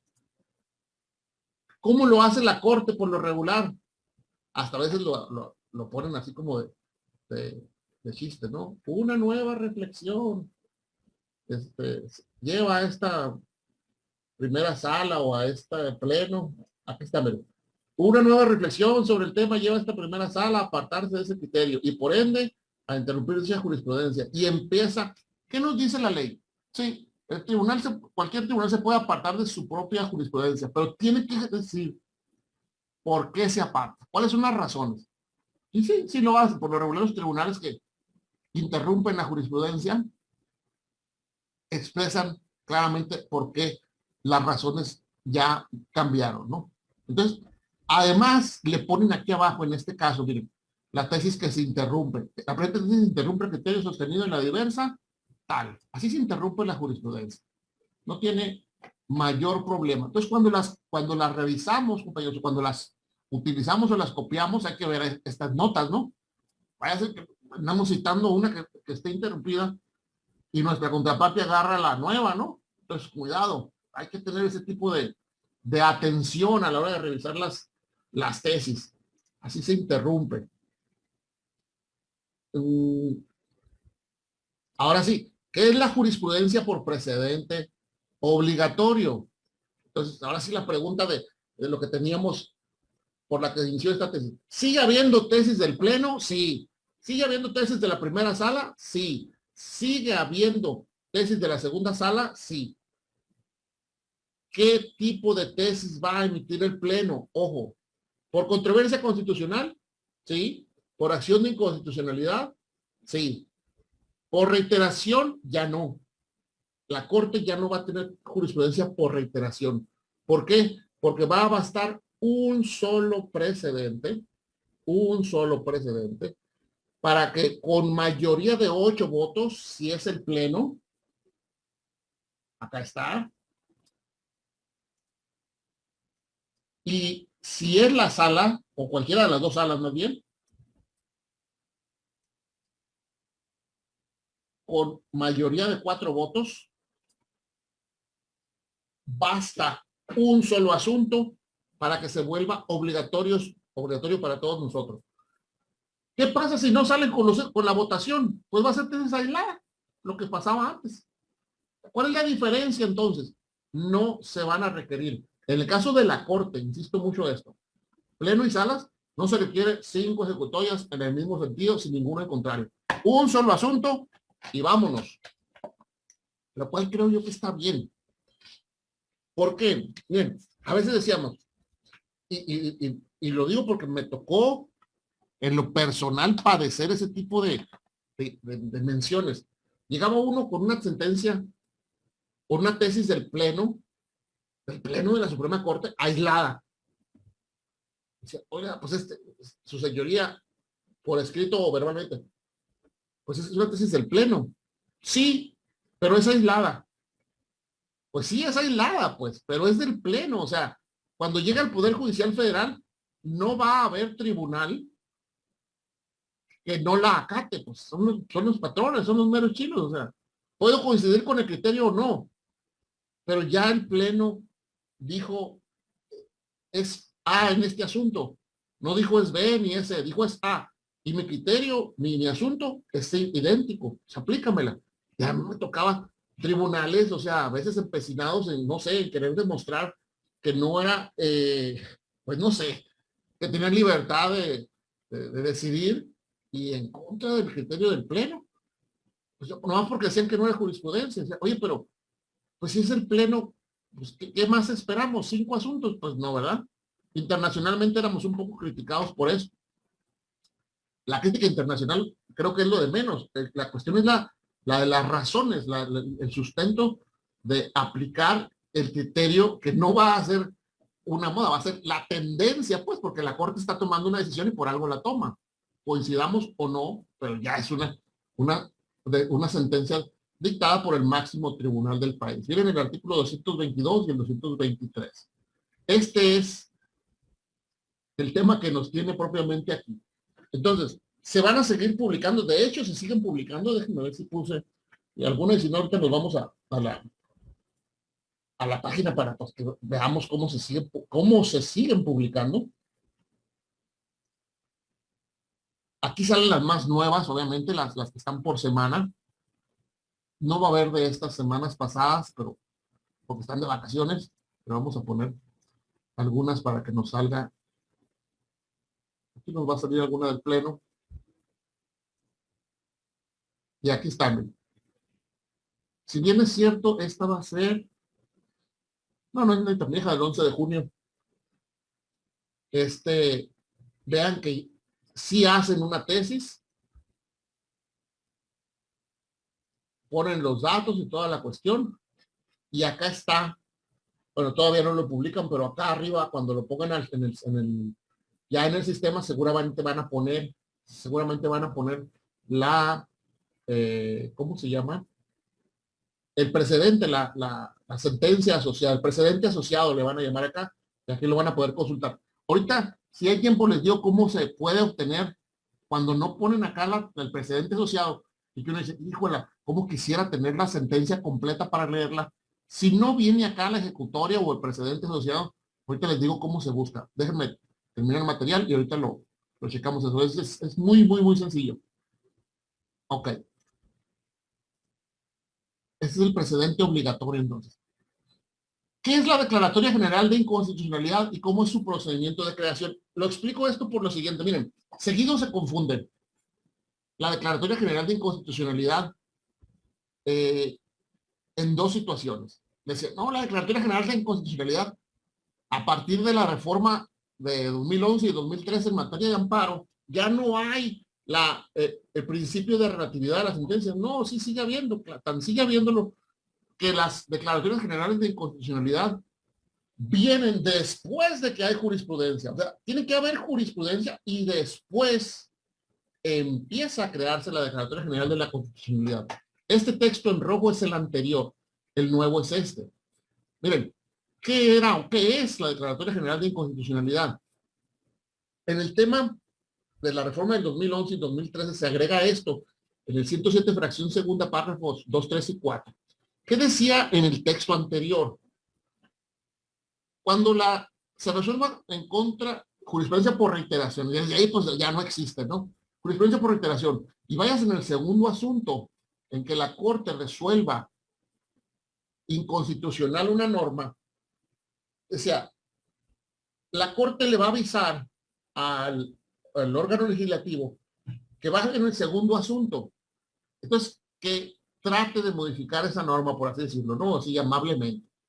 Bueno, si llegaba al quinto asunto, la Corte le decía, ya no es el segundo asunto, ya hay jurisprudencia. Ahora sí, modifícalo, porque si no lo modificas, yo voy a terminar el procedimiento de declaratoria general, lo voy a votar, y si lo voto por 8 votos del Pleno o 4 de las salas, voy a desechar esa porción normativa que me impugnaron y que ya declaré inconstitucional en 5 asuntos, y voy a hacer una interpretación conforme, o la voy a hacer una interpretación pro persona, o voy a desechar de plano del texto normativo ese artículo. Entonces el Congreso, tú solo, modifícalo.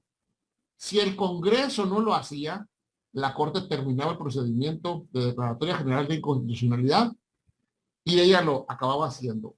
Actualmente, ¿cuántos procedimientos de estos ha habido? Ha habido varios, pero nomás uno ha llegado a resolverse. Ahorita entramos aquí a la página. ¿Qué pasa ahora? Pues que ya no hay 5 asuntos. Entonces, fíjense qué interesante va a estar. En cuanto llega a la Corte una norma declarada inconstitucional, un solo asunto y se vote, ¡pum!, empieza el procedimiento porque ya es jurisprudencia. Se vuelve jurisprudencia y va a tener que decirle la Corte al Congreso, oye, Congreso de Sonora, o Congreso de la Unión, o Congreso de Puebla, fíjate que este articulito ya te lo declaramos inconstitucional. Entonces, modifícalo por las buenas. Si no lo modificas, pues yo lo voy a desincorporar del texto del sistema normativo mexicano. Entonces el Congreso tendrá que resolver la cuestión de inconstitucionalidad que tenga. Eso es más o menos así, a muy grosso modo, cómo funciona esta cuestión de la Declaratoria General de Inconstitucionalidad. ¿Por qué menciono esto? Porque a fin de cuentas, lo que resuelve fíjense, lo que se resuelve en esta forma, 107 fracción segunda, párrafos 2, 3 y 4, lo que se resuelve en las acciones de inconstitucionalidad y lo que se resuelve en las controversias constitucionales, los tres son formas de declaratorias generales de inconstitucionalidad. Y ahorita llevo esto a una cuestión práctica, no crean que es pura teoría.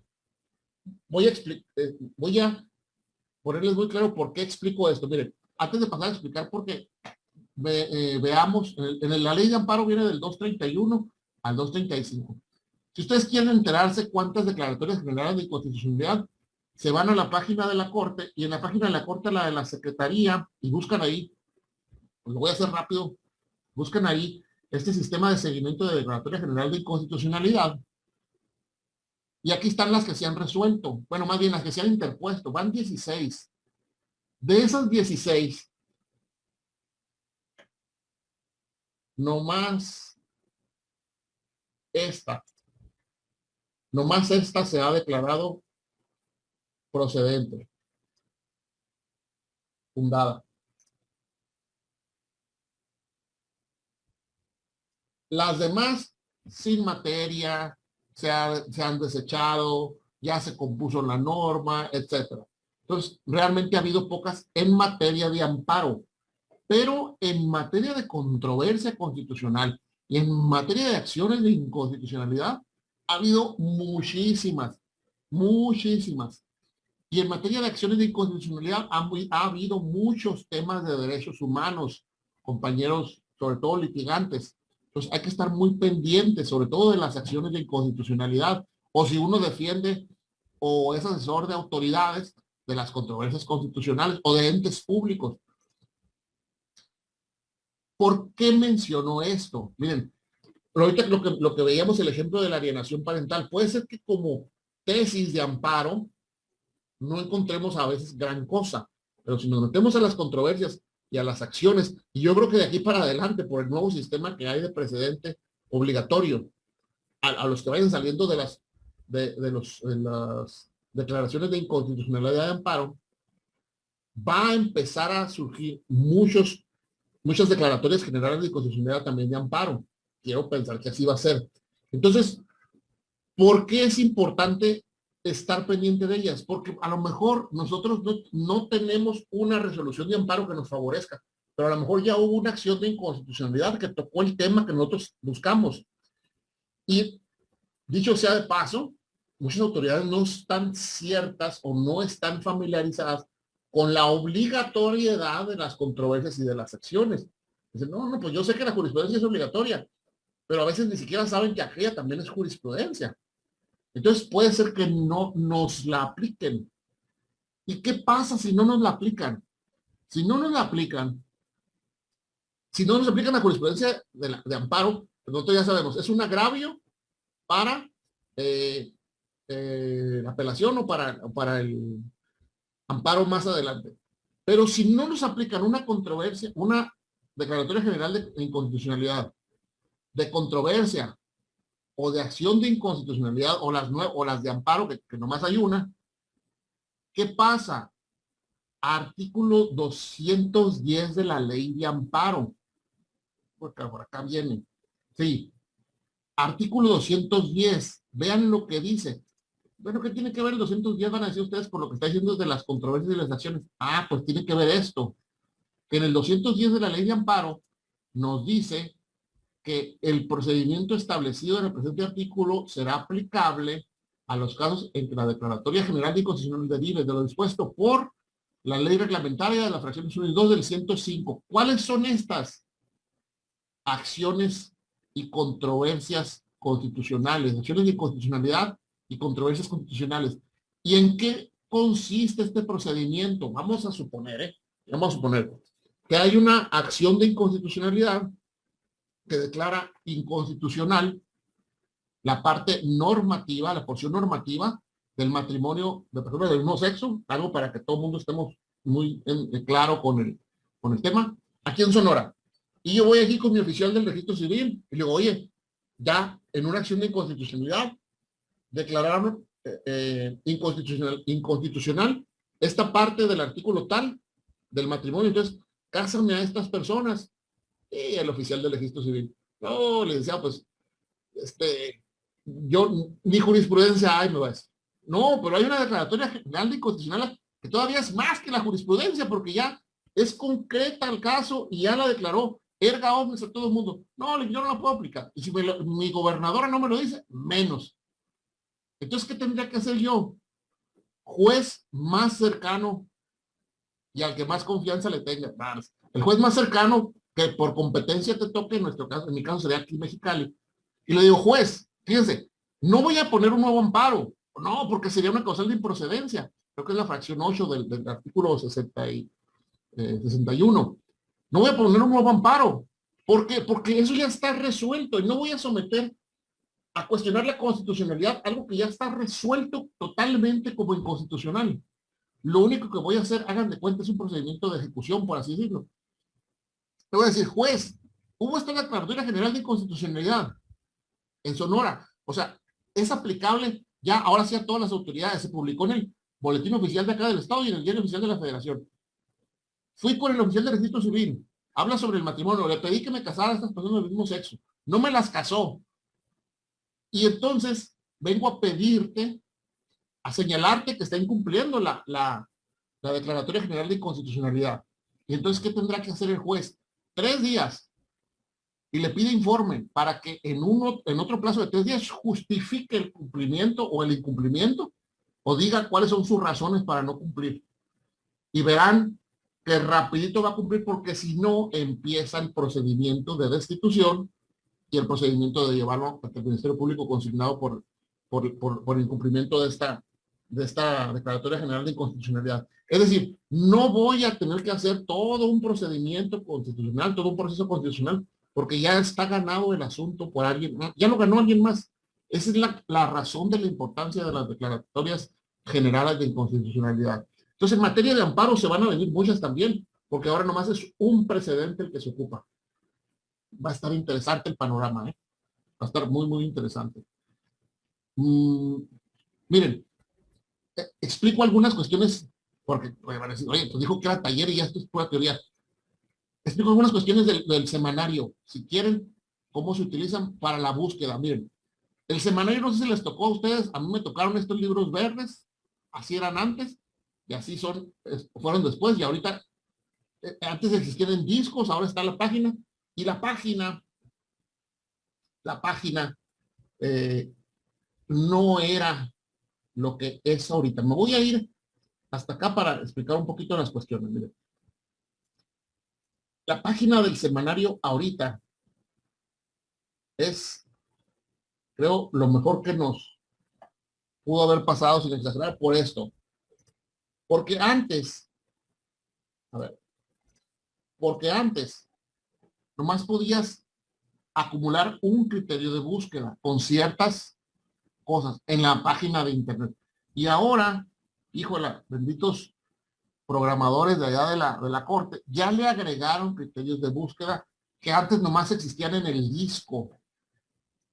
Pues, ¿qué está hablando el maestro? ¿Qué fumó antes de venirse a la clase? Ahí va. Miren. Operadores lógicos que hay que conocer, bien importantes, para que no batallen en sus búsquedas, compañeros. Hay que saber a qué se refiere esto de localización, rubro, lo que veíamos ahorita, texto y los precedentes, lo que mencionábamos. Y hay que saber utilizar, ojo, comillas, asterisco, la letra I, la letra O y el operador lógico no, que antes era la letra N. Ahí voy y explico cada una de ellas. Miren. Si yo busco aquí homicidio calificado, no es la mejor forma de buscar, pero lo voy a hacer para ejemplificar. Me va a buscar tanto la palabra homicidio como la palabra calificado en todos lados. Aquí están juntas. Pero, por ejemplo, aquí, a ver, están juntas, permítanme. Pero, por ejemplo, acá, mire, está homicidio doloso y acá está homicidio calificado. ¿Cómo restrinjo la búsqueda? ¿Cómo la hago más pequeña? Aquí está homicidio solo, acá está homicidio calificado. ¿Qué hago? Ojo, si voy a buscar frases, las entrecomillo. Los que ya saben esta parte, van a decir, eso ya me lo sé. Pero bueno, homicidio calificado. Perdón, no redefiní la búsqueda. No se me la vuelvo a corregir. Aquí. Le pongo comillas. Le busco. Hace ratito eran 220. Bajó a 165. Entonces, si se fijan, ahora en todas las ocasiones que salga va a estar siempre como frase. Como frase. Eso es lo que me está buscando. Ya no va a estar una palabra por un lado y otra por otro lado. Bueno, para eso son las comillas. Asterisco. Vamos a suponer que yo necesito buscar. Vamos a poner otra cosa. Yo necesito buscar la palabra testimonial. Sí, pero a ver, ¿será testimonial lo que puedo buscar? ¿O testimonio? ¿O testigo? ¿O cuál de todas? ¿O todas? Testimonial, testigo, testimonio, etcétera. ¿Cómo hago para buscar esto más rápido? Bueno, utilicen el operador lógico asterisco. Y ahí me va a buscar todas las palabras que empiecen con testimonio, testigo, testimonial, etcétera. Entonces, si se fijan, testigos, testimonio, testigo en singular, testimonios en plural, testimonial. No sé si me explico. Testigo y testimonial. El operador lógico asterisco es para eso. Siguiente. Estos operadores lógicos que van a salir aquí, miren, ahorita les decía, homicidio. Bueno, fíjense, algo que sea común a todas las materias. Error. 2,924 tesis. Entonces, pero lo quiero error. Y ahora sí, hay que empezar a jugar con esta parte de acá. ¿Cuál es qué es lo que busca aquí? Épocas. Ahorita explico las épocas un poquito. No son más que periodos en los que hubo sistematización en el poder, en el semanario judicial. Por años, por instancia, por circuito, etcétera, por materia. Materias. ¿Cuáles materias hay? ¿Cuáles materias hay? Voy a hacer un ejercicio, miren. Bueno, aquí dicen las materias que existen. Son igual que las salas que existían antes, cuando eran 4 salas, eran PACO, penal, administrativa, civil u obrera, y hay que agregarle la común y la constitucional. Esas son las materias. Entonces, por ejemplo, para este caso, penal, fíjense, 2,924, 946. Son muchas, no alcanzo a ir al antro, si me pongo a leer todas estas 946, ¿no? Hay que reducirlas.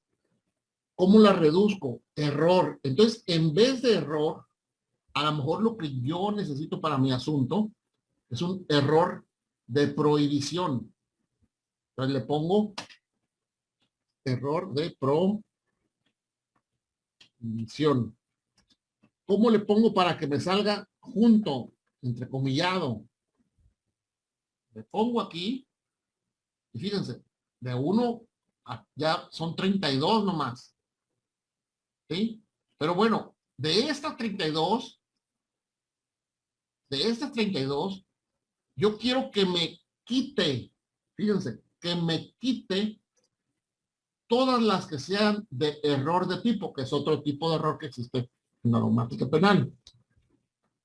Error de tipo. Pero ojo, si le dejo aquí la letra I, ojo, aquí está la letra I que me interesa. Esta letra I, aquí. Esto es lo que me importa ahorita. Este operador lógico. Si yo dejo esta letra I, me va a buscar error de prohibición y error de tipo. Lo que quiero es que no me busque error de tipo. Le agrego así. Entonces, ¿qué va a hacer la máquina? ¿Qué va a hacer el sistema? Me va a buscar todas las que tengan error de prohibición como frase y me va a excluir las que digan error de tipo dentro de las que me encuentre. Vamos a ver cómo nos va. A 32. Pues ya nos redujo a 22. ¿Sí me explico? Y la que ustedes buscan de estas, va a tener la frase, error de prohibición, pero ninguna de estas va a tener error de prohibición, pero ninguna va a tener error de tipo. Es para ir delimitando el campo de búsqueda. El campo de búsqueda. Sí, no sé si me voy explicando. Nos falta una aquí. Vamos a suponer que yo quiero buscar algo en materia mercantil. Pues hay que ponerle aquí, ¿verdad? Materia mercantil.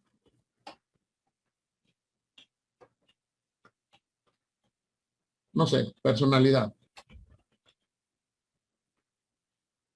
Pero luego me acuerdo, como la rana René, que la materia mercantil también, ¿cómo se le llama? Pues se le llama código de comercio, ¿no? Entonces, a lo mejor pues, le pongo mercantil y dice código de comercio y no me va a salir. ¿Qué le tengo que agregar aquí? El operador lógico O. Y aquí le pongo comercio. Entonces me va a encontrar o me va a buscar tesis que tengan la palabra mercantil y personalidad o las que tengan la palabra comercio. Le busco. Son muchas, ¿no? Pero a lo que voy es a esto. Si se fijan, miren, comercio. Esta no tiene la palabra mercantil, sin embargo la encontró. Esta no tiene, esta tiene las dos palabras, mercantil y comercio, mercantil y comercio.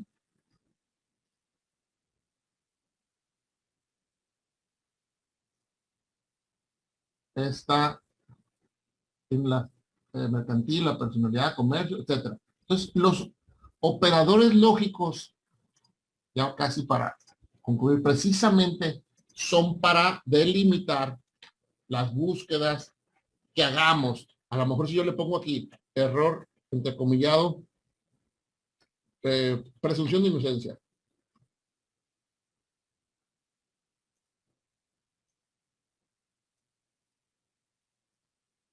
Presunción de inocencia como frase.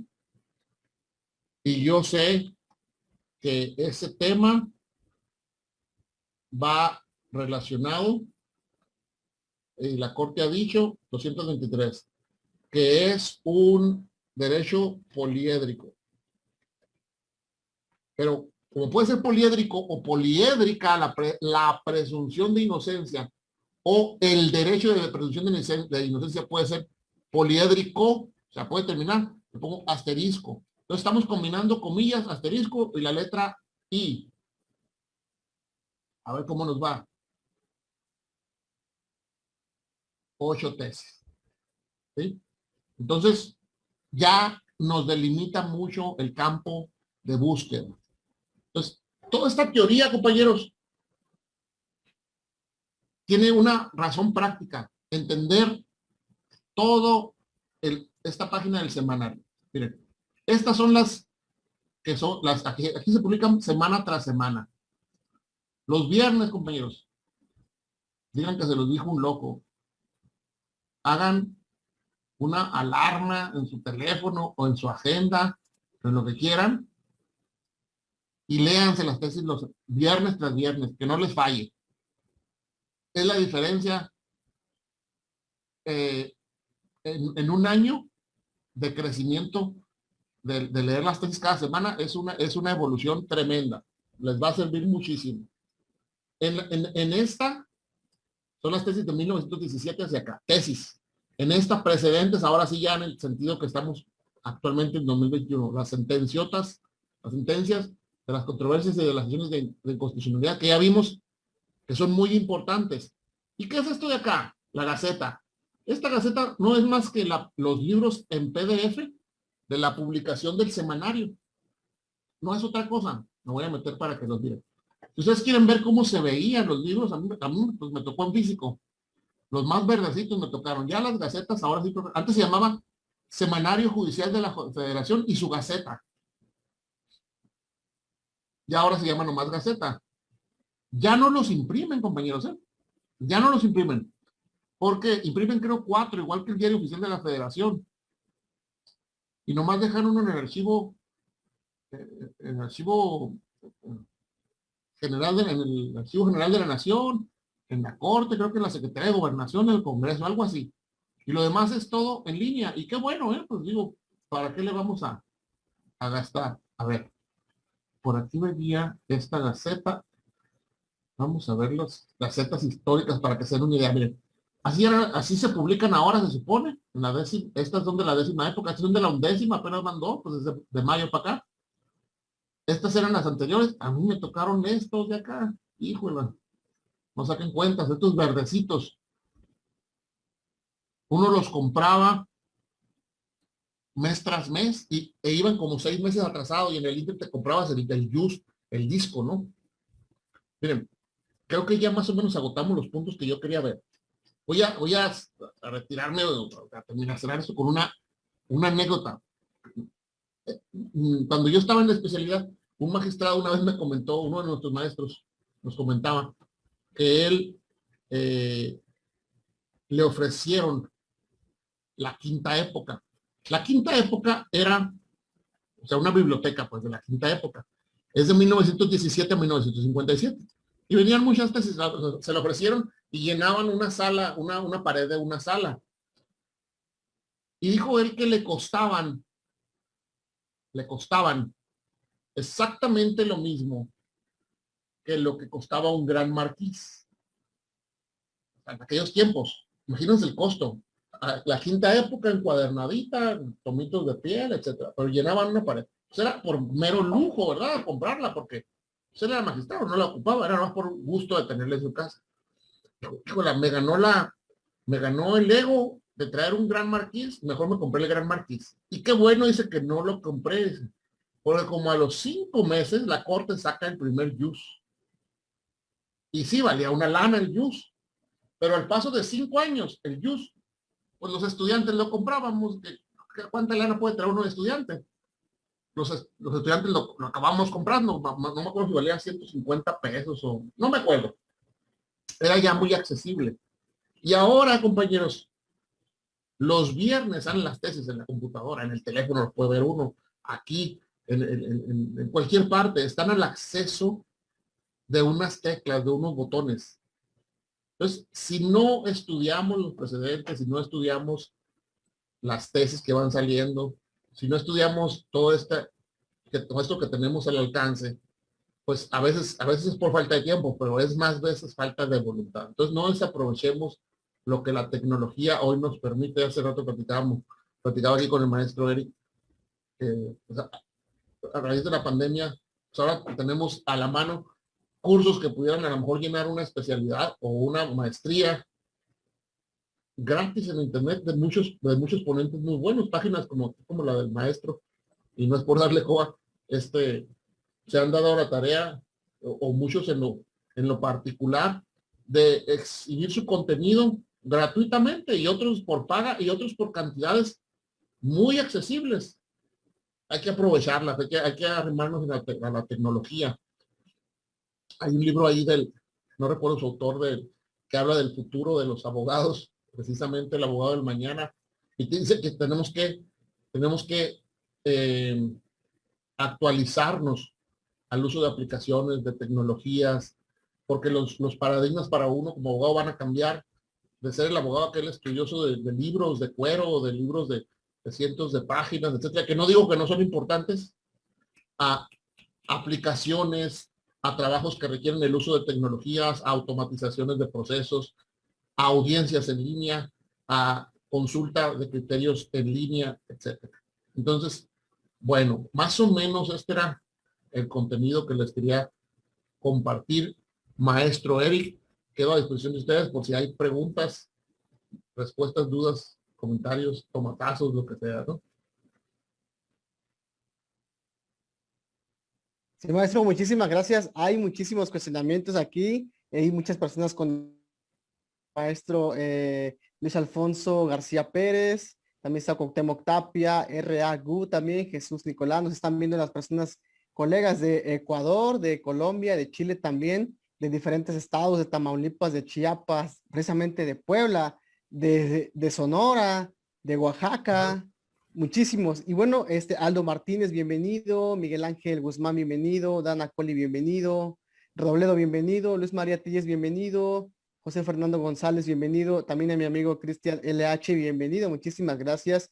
Alejandro Minuti también, excelente ponencia, maestro, muy buenos comentarios, muchísimas dudas, y una de estas que nos están preguntando es más, va referido a lo que usted acaba de comentar. Están preguntando si la jurisprudencia por reiteración sigue existiendo, es decir, que si no desaparece. Entonces, ahora, ¿de quién es exclusiva?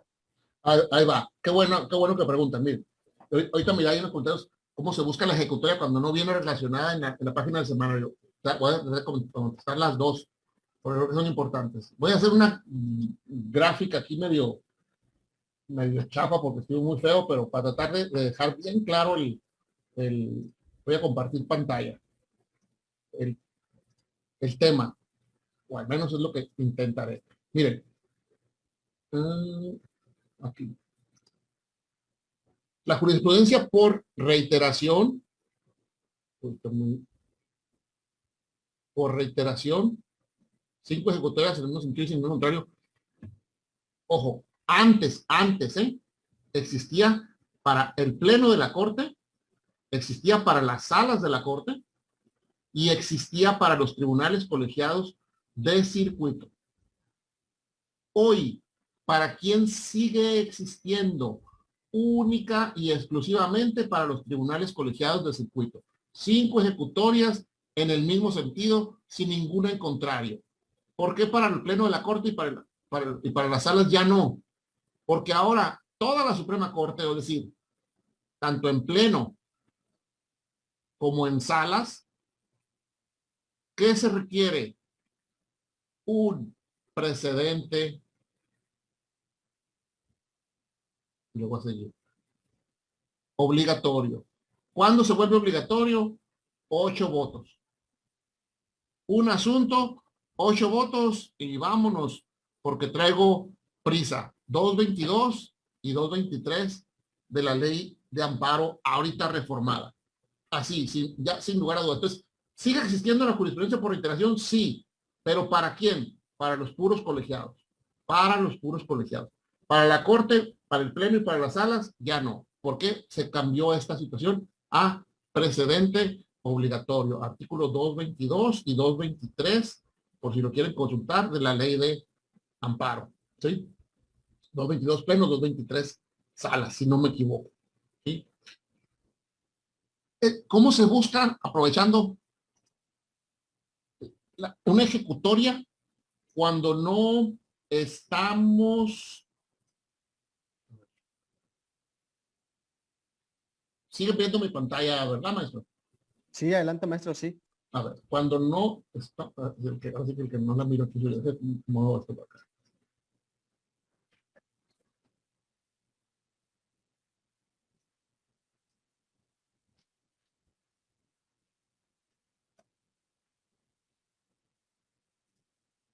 Cuando estamos aquí en el semanario y bueno, no la gran mayoría, muchas veces nos metemos y buscamos una tesis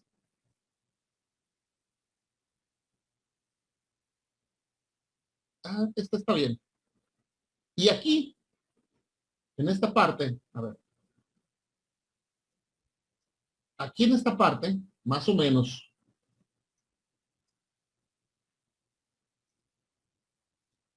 dice ejecutoria, ahí donde puse la X, ¿sí lo miran? Dice ejecutoria o dice precedente asociado. Ahora en las tesis más nuevas dice precedente asociado. Entonces le pica uno ahí sale la ejecutoria. Oye, pues a todo dar, ¿no?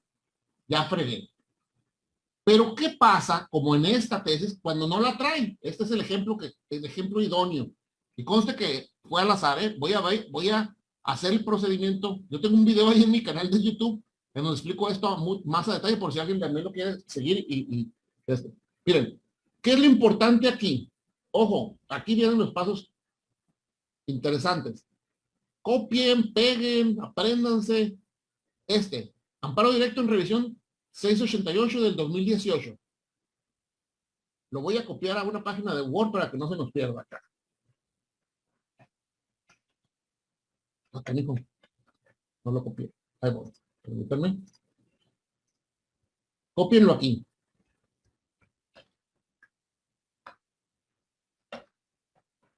Lo voy a hacer un poquito más grande para que no. Y luego, ¿a dónde nos vamos? Ya no nos vamos a la página del semanario. Pues ahí no está. ¿A dónde nos vamos a ir? A la página de la misma Corte, de la Suprema Corte. Como están abiertas muchas páginas, déjenme cerrar algunas. Bueno, luego las cierro aquí. Vámonos a la página de la Corte. Y en la página de la Corte se van a ir. ¿Siguen viendo mi pantalla? ¿Estamos ya en la página de la Corte? Sí. Aquí, sentencias y datos de expedientes. Y ya de ahí para adelante es pan comido, compañeros. Nomás hay que buscar. ¿Cuál era? Órgano de erradicación. Ni me fijé por andar de apurado. ¿Era de la primera sala o era de que estábamos viendo? A ver, permítanme, déjenme regreso. No me fijé.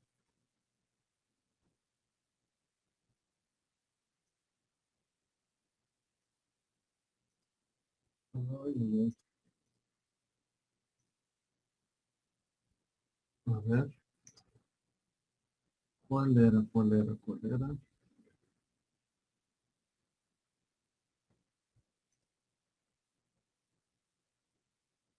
Es que hay muchísimos abiertos. Déjenme cierro unas pocas, permítanme. Por eso que ahorita volvamos a hacerlo. Acabo, están demasiadas páginas abiertas. Va de nuevo. Amparo en revisión 688, 88 del 2018.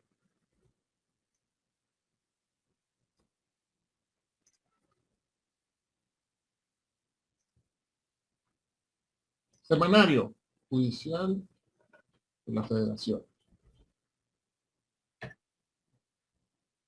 Semanario. Según yo, a ver, le ponemos aquí en precedentes.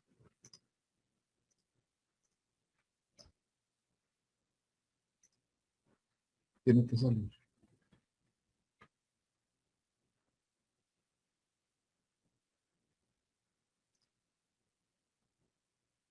Uy, no sé cuál era de estas dos. Pero bueno, vamos a suponer que era esta, ¿no? Creo que era esta. 68 del 2018. Y no trae la tesis acá. Creo que era esta. Era de la primera sala. Eso también es importante. O sea, tomar este dato de qué tribunal es y qué número y tipo de asunto es. Porque puede ser aquí amparo directo en revisión, amparo directo, etcétera. Puede ser de varios. Entonces, nos vamos ahora sí a la página de la Suprema Corte de Justicia de la Nación, a la parte de sentencias y datos de expedientes, órgano de erradicación, primera sala, tipo de asunto, ¿será qué? Amparo directo en revisión, ¿verdad? Amparo directo en revisión, sí. Tipo de asunto, amparo directo en revisión, número de expediente, 6.888 del 2018. 6.888 del 2018. Órale. Espero y salga. Aquí está. No voy a hacerme quedar mal aquí a nivel internacional. Aquí está el expediente. Le pica uno aquí, te va a mandar a esta segunda página y aquí viene este documento que es una belleza. El documento de Word. Le piqué aquí, si se fijaron, acá está ya. Acá está ya. Y aquí ya lo abres en Word. Aquí ya puedes hacer copy-paste. Digo, aquí ya puedes ponerte a estudiar. Agarrar lo que te sirva para la sentencia. Es una belleza. La verdad que ya siendo serios, ¿no? Leer la sentencia completa, compañeros. Es leer qué pusieron en la demanda, qué pusieron de acto reclamado, quién llamaron como autoridades, cuáles fueron los conceptos de violación. O sea, te abre una serie de posibilidades, un mundo de posibilidades que en la tesis no las tienes. el plazo, toda la cuestión. Entonces sirve muchísimo. Yo siempre recomiendo, si la tesis que te sirva, búscate la ejecutoria, léete la ejecutoria, te va a abrir. Si la tesis te sirve, no sé, por ponerle una calificación, del 1 al 10, si la tesis te sirve hasta el 9, leer la ejecutoria te va a servir hasta el 10.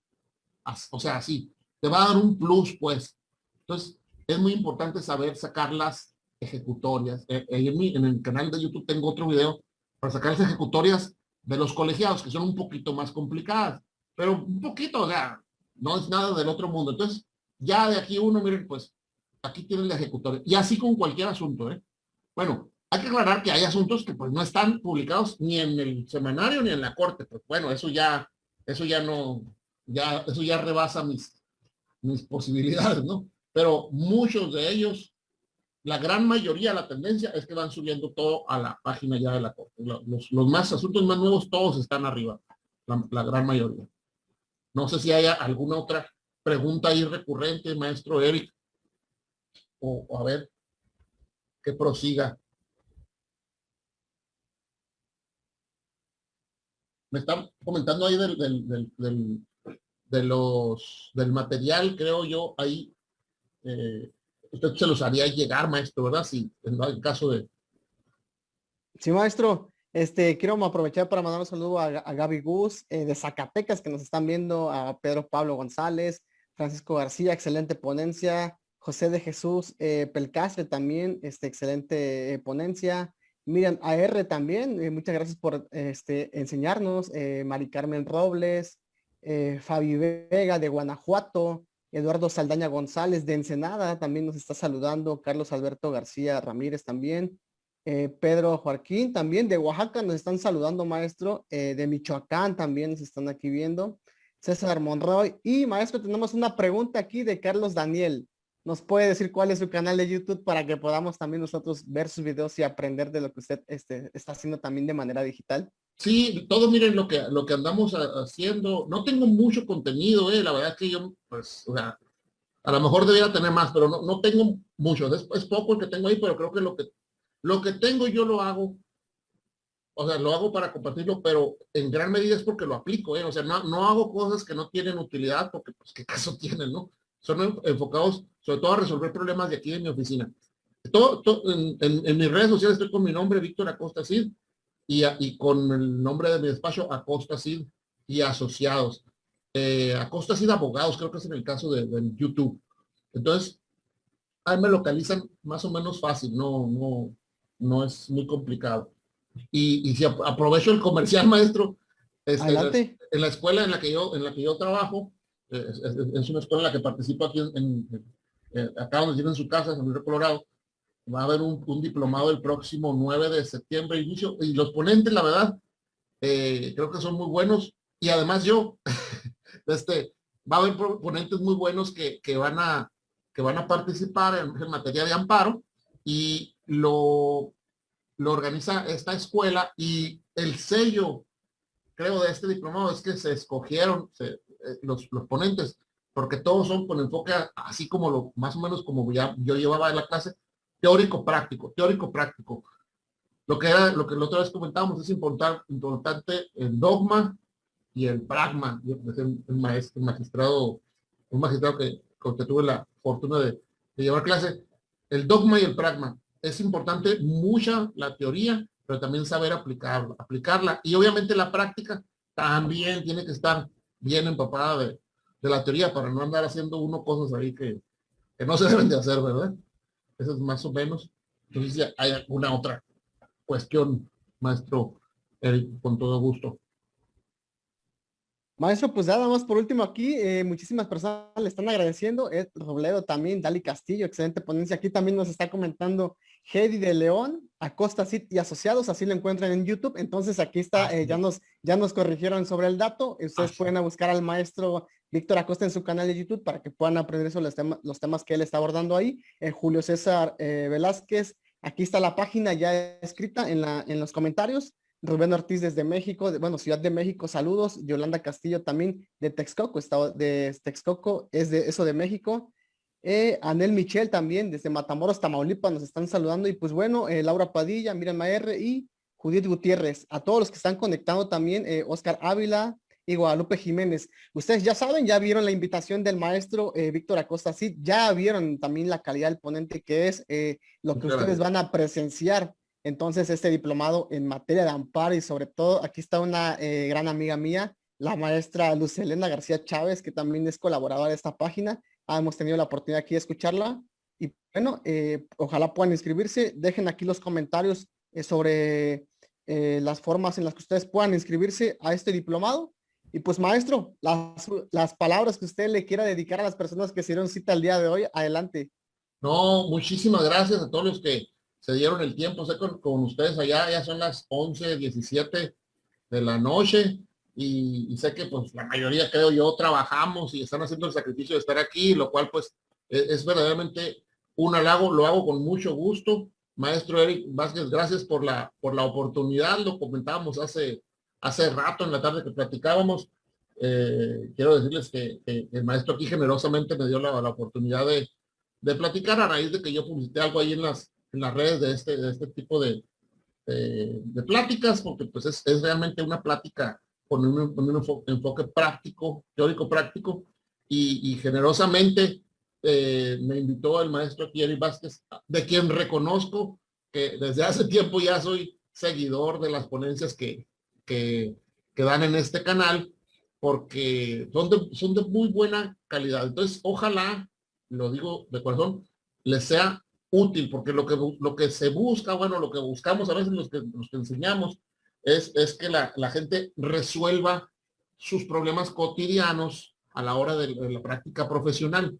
Todo esto que ustedes vieron aquí no es ninguna novedad que estoy diciendo. Viene en el manual del semanario. La cosa es que nadie lo leemos y yo la primera vez que usé el disco me lo tuve que leer porque no sabía ni J, ni cómo se utilizaba. Pues entonces, pero eso fue hace ya, pues, algunas décadas, como 2.5 décadas. Entonces, a lo mejor por eso parece que lo manejo bien, pero en realidad no tiene mucha complicación. Ya que uno lo empieza a utilizar y lo empieza a familiarizarse, es muy sencillo. Yo la verdad, les insisto mucho en que estén al tanto de las tesis, porque eso nos convierte en mejores abogados. Y agradecer a todo su público, a toda la audiencia, maestro, y pues muchísimas gracias. Cuando ustedes me lo requieran, estamos de nueva cuenta para cualquier situación. Se lo agradezco. Maestro, muchísimas gracias. Hay muy buenos comentarios aquí que están escribiendo. Agus Gómez, Miguel Hernández, Big Van también, que nos está aquí. Gracias por su atención y dedicar el tiempo para enseñar. Luz María Telles, también una excelente ponencia, calidad de humano y sobre todo, pues un gran profesional. Mari Carmen Robles también, muchísimas gracias. Y bueno, a todos los que hicieron cita el día de hoy, muchísimas gracias. Estén al pendiente de nuestras publicaciones aquí en Sistema Penal Acusatorio y Oral Capacitación Puebla. Y no se olvide también que tenemos nuestras redes sociales. Estamos en YouTube como de Penalistas a Penalistas. Estamos en Instagram con nuestra cuenta que se llama Derecho Puebla Oficial. También nos pueden contactar por ahí. No se preocupen, el material que ustedes acaban de ver aquí, el maestro ya me lo ha hecho llegar. Denme la oportunidad de que yo lo pueda subir a la página, de que lo pueda subir también en Instagram de manera automática y cuando ustedes manden un mensaje les llegue de manera inmediata.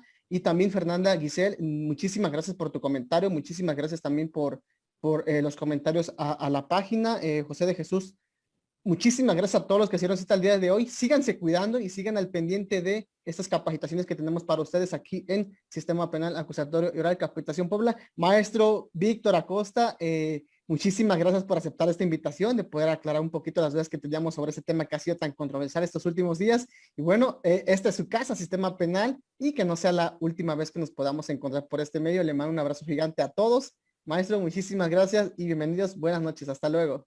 Muchas gracias. Muchas gracias.